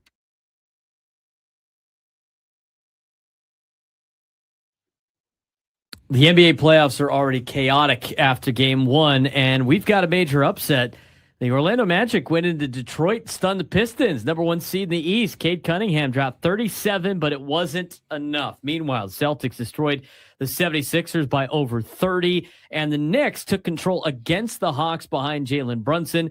Out west, the Thunder looked unstoppable again, blowing out Phoenix, while the Spurs introduced Victor Wembanyama to the playoffs with a 35-point takeover. Nuggets looked like a juggernaut with Nikola Jokic, and the Lakers pulled off a surprise win, even without Luka Doncic and Austin Reeves. But here's the real story. Only one road team won game one. So the question is, are we watching dominance from the top seeds or the beginning of a real shakeup? The NBA playoffs are officially in full swing. And after game one of every series, one thing is already clear. This postseason is going to be unpredictable, which is kind of what we predicted. Yeah. Out of 8 game ones, only one road team won, and it wasn't just a win, it was a statement. The Orlando Magic went into Detroit, stunned the number 1 seed, the Detroit Pistons, never trailing in the game. Even with a huge performance from Cade Cunningham, Detroit looked out of sync offensively, and suddenly this series feels a lot closer than expected. The Pistons are still favored, but after game 1, it's no longer a comfortable favorite. It's a fight. Yeah, no, it's not. And in the East, the Boston Celtics looked exactly like the title contenders that they are in game 1, blowing out the Philadelphia 76ers by over 30 points. Take a look at the final of that game, trying to go through it. It was the 123-91, so a very convincing win for the Boston Celtics. Meanwhile, Jason Tatum and Jaylen Brown controlled everything, while Philadelphia, without Joel Embiid, just didn't have enough firepower right now. If they don't fix their shooting quickly, this could be a very short series. Meanwhile, at Madison Square Garden, the Knicks took care of business against the Atlanta Hawks behind Jalen Brunson and Karl Anthony Towns, 113-106, I believe, was the final there. But don't be fooled. The Hawks are still dangerous, especially with their perimeter. If their perimeter shooting heats up, this series feels competitive, even if game 1 did not show it. And in Cleveland, the Cavaliers look like a team built for a deep run. Donovan Mitchell and James Harden combined to control the tempo in a dominant game 1 win over the Toronto Raptors. Cleveland is now playing with balance, and that makes them more dangerous. Out west, the gap between contenders and everyone else is already showing. The defending champion Oklahoma City Thunder dismantled the Phoenix Suns in game 1, winning by 35 points to take a 1-0 lead. SGA didn't even need a huge scoring night. This is what dominance looks like. At this point, Oklahoma City looks like a machine out west. Their next game will be Wednesday at 6:30 Pacific time on ESPN. The biggest story might be San Antonio. San Antonio Spurs and Victor Wembanyama made their playoff arrival felt instantly. 35-point debut, elite shooting, and total control of game 1. This is what a future superstar takeover looks like as the Spurs take a 1-game lead on the Trailblazers. Their next game will be Tuesday at 5 o'clock Pacific time on NBC. In the middle of the West is where things get a little messy. Denver Nuggets look like champions in game 1 behind Nikola Jokic and Jamal Murray, but the Minnesota Timberwolves are still dangerous if Anthony Edwards gets going. Denver leads that series 1-0. Their next game will be on Monday, 7:30 Pacific time on Peacock and NBC. And the Lakers, no Luka Doncic and no Austin Reeves, but still got a win over the Houston Rockets thanks to Luke Kennard stepping up. Houston is still favored, but if the Lakers go up 2-0, this series flips. Lakers lead it 1-0. That next game will be Tuesday, 7:30 Pacific time on Peacock and NBC. But the big picture takeaway, the first game's told us 2 things. The elite teams, Oklahoma City, Boston, Denver, San Antonio, they all look real. The middle tier, well, it's wide open, unpredictable, and 1 injury away from absolute chaos. And that's what makes this postseason different. It's not just about talent anymore. It's about timing of the playoffs. And we'll see how the NBA playoffs continue. We'll get you an update next week.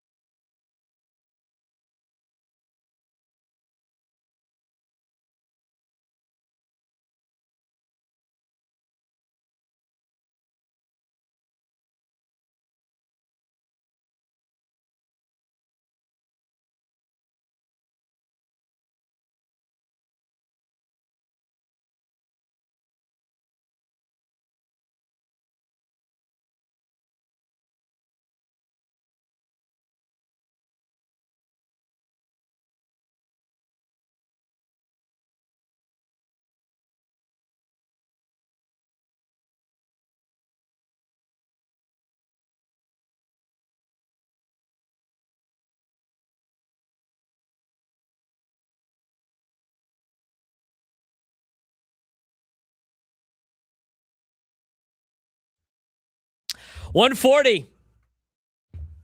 Final segment of the Braden Surprenant Show.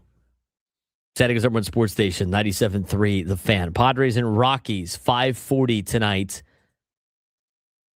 on 97.3 The Fan. Eco Water SoCal Padres pregame show at 4:40. And we got Gwen and Chris coming up next. It's going to give you everything you need to know about Padres and Rockies. We're going to get you a preview of that in just a second. We do want to talk about why Ramón Laureano has been so good so far this season. Kevin Acee dove into that conversation of the weekend in Anaheim. We'll get to that in just a little bit, but we do want to get to your phone calls, 833-288-0973, 833-288-0973. Let's get out to Thomas in Alpine. Thomas, what's going on, man? Hey, how's it going today, bud? I'm doing well. What do you got for us today? Well, I don't know if this is accurate. I don't know the stats or anything, but the Padres seem to be consistently beating the Rockies now, and it's all because Charlie Blackmon retired. You remember that guy? Oh, I definitely remember Charlie Blackmon. Yeah, that's a fact. I think Thomas brings up a pretty good point. I think we got maybe some stats to prove that. When did Charlie Blackmon officially retire? He retired in 2024. 2024 was his last year. Interesting. You know what the Padres at the end of 2024 started to win. You want to know why? Charlie Blackmon probably started to stop playing. Oh, God. Now I got to calculator this because this website's being stupid. Hold on. Oh, boy. Frank doing math on the radio. What did we say about doing math on the radio? I'm not doing math on the radio. I'm using a calculator. That's doing math.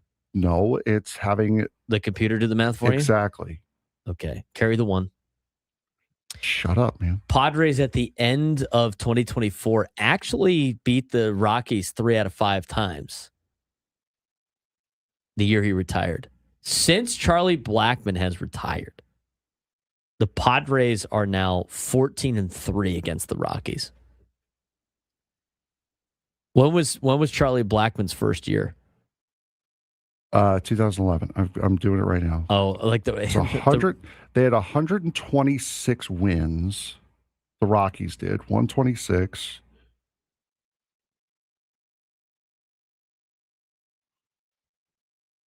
Okay. I'm mathing. Hold on. So he's doing the math on that. I honestly I think Thomas brings up a good point. The Rockies were 126 and 117 with Charlie Blackmon. And now they're 3-14 again, without him against the Pods. That's incredible. That 126 and 117. I gotta see the Padres,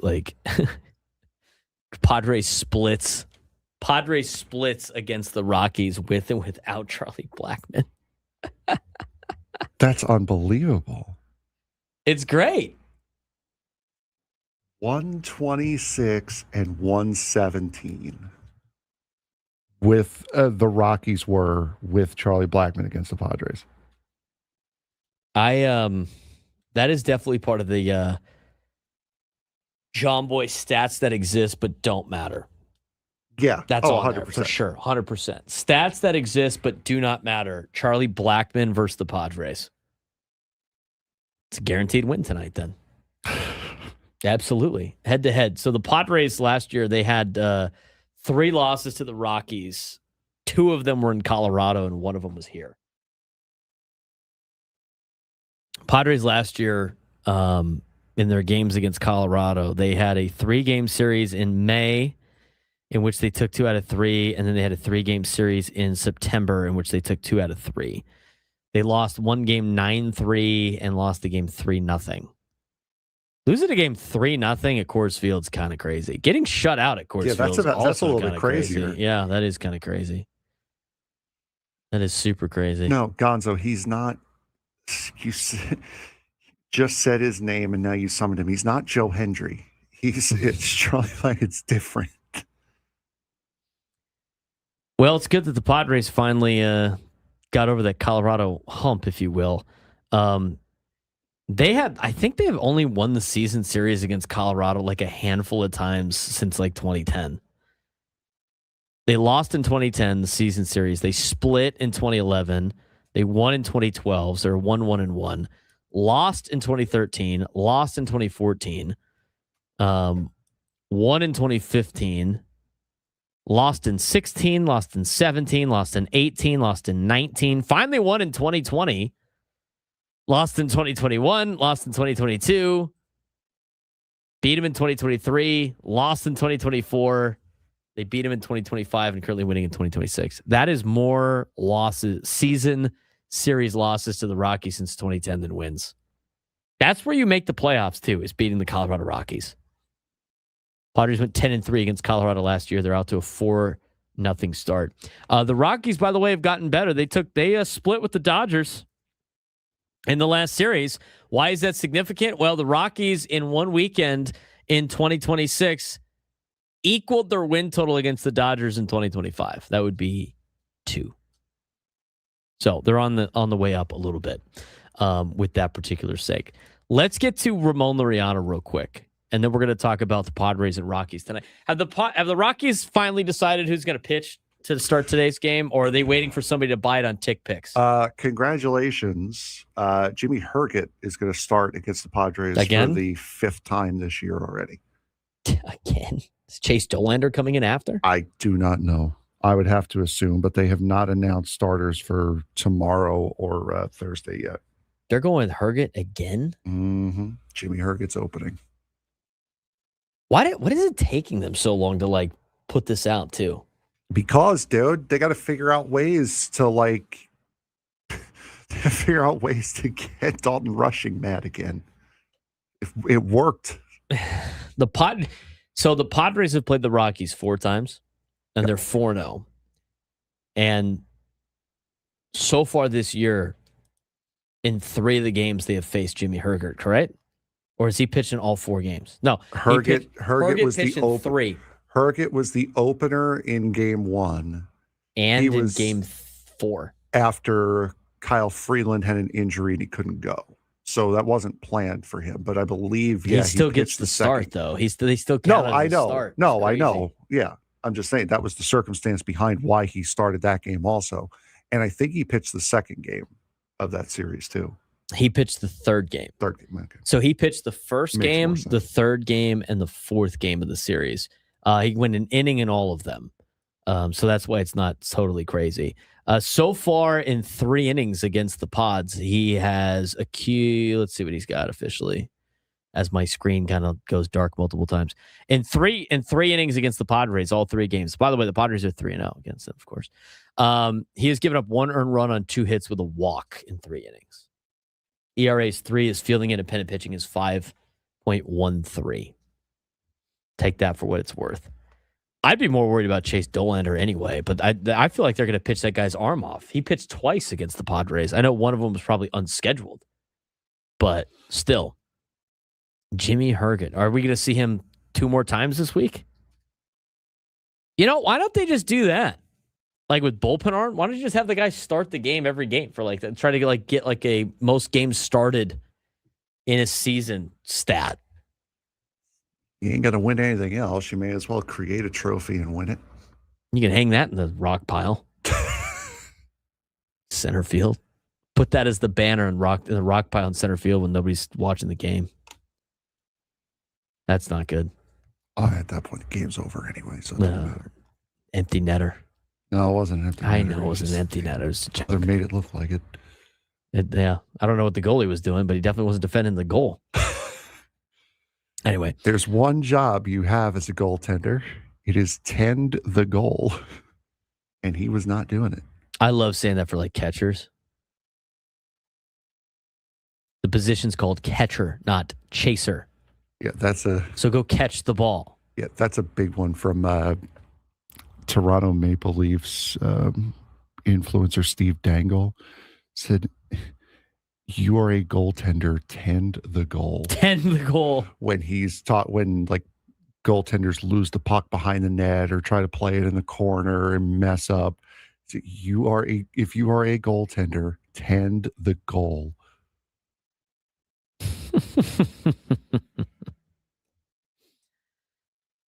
Padres 15-7, once again right behind the Dodgers in the NL West. It's early, but they're getting a lot of offensive production out of some guys. Ramón Laureano is one of them. And since arriving from Baltimore, and we'll talk about Mason Miller tomorrow, but Ramón Laureano leads Padres hitters in home runs, average, OPS, and WRC plus since becoming a Padre. 2026 so far, 273 average going into the weekend, 4 home runs, multiple multi-hit games since moving to the leadoff spot. And the real story for him has been his approach. Unchanged approach regardless of lineup spot. Manager Craig Stammen's biggest point, other hitters slump when moved to leadoff. Laureano did not, which is a massive flip. And the lineup has been volatile at times. And he's the one guy that's not pressing, not chasing rule changes, not riding emotional swings. He's also seen a massive defensive turnaround. In 2025, he had -9 outs above average. It's negative. It's not good. And this year, he's +2 on the outs above average, which is an elite turnaround for Ramón Laureano. He's playing shallower in left field, daily tracking work with outfield coach David Macias, and it really emphasizes the defense, which has also been the outfield identity, but also the identity of this team, because in the last 11 games, the Padres have not committed an error. And when you have Fernando, who's a Platinum Glove winner, and you have Jackson Merrill, who has robbed multiple home runs in the week, and now you add Ramón Laureano, you have an elite outfield defensively. You have 2 former shortstops out there who have elite instincts and anticipation, and there's been 8 combined home run robberies since Laureano joined the team. That's insane. Did you know that stat? I did not know. Run prevention through athleticism and instincts. Oh, maybe moving shortstop to the outfield isn't that bad of an idea, especially defensively. In terms of his intangibles, he's got that edge. We knew he had that edge because when we went down there on the first day he was here, he was no nonsense in the scrum. Absolutely no nonsense. Players describe him as a gamer, edge attitude guy in the clubhouse, but he's not just producing at the plate. I mean, he's bringing that identity and edge to this team. That being said, we haven't gotten a lineup out yet, right? I haven't seen one. I haven't looked. So. I still kind of want to see what Jackson Merrill's got in a leadoff spot based on the numbers we looked at today. I still think that's going to be something to look for in the future. I mean, Ramon's done really well. The Rockies have a lineup out. That'd be a fun game. Name the players in the Rockies lineup. Julian, Moniak, Goodman, Rumfield, Johnston, Tovar, Karros, Beck, and Doyle is the starting 9 for the Rockies. Padres still putting out a lineup. I'm sure Gwen and Chris will have that for you in just a little bit. Overall thoughts for this week.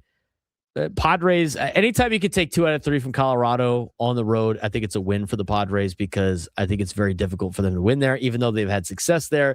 They took 2 series, 2 out of 3. Last year, it'd be nice to rack up some wins again.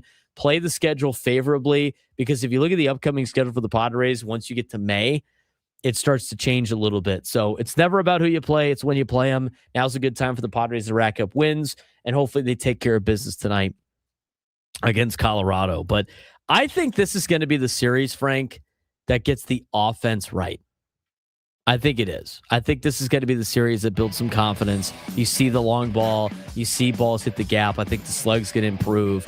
If it doesn't, we'll see how they do in Mexico City. But these next 5 games, I think, is really important for offensive confidence. And zero gravity the next 5 games. Yeah, playing on the moon and playing on Mars. Coming up next, Gwen and Chris. Padres baseball at 5:40. EcoWater SoCal Padres pregame show at 4:40. We'll talk to you tomorrow. Braden Surprenant Show, San Diego Sports Station, 97 through the Fan.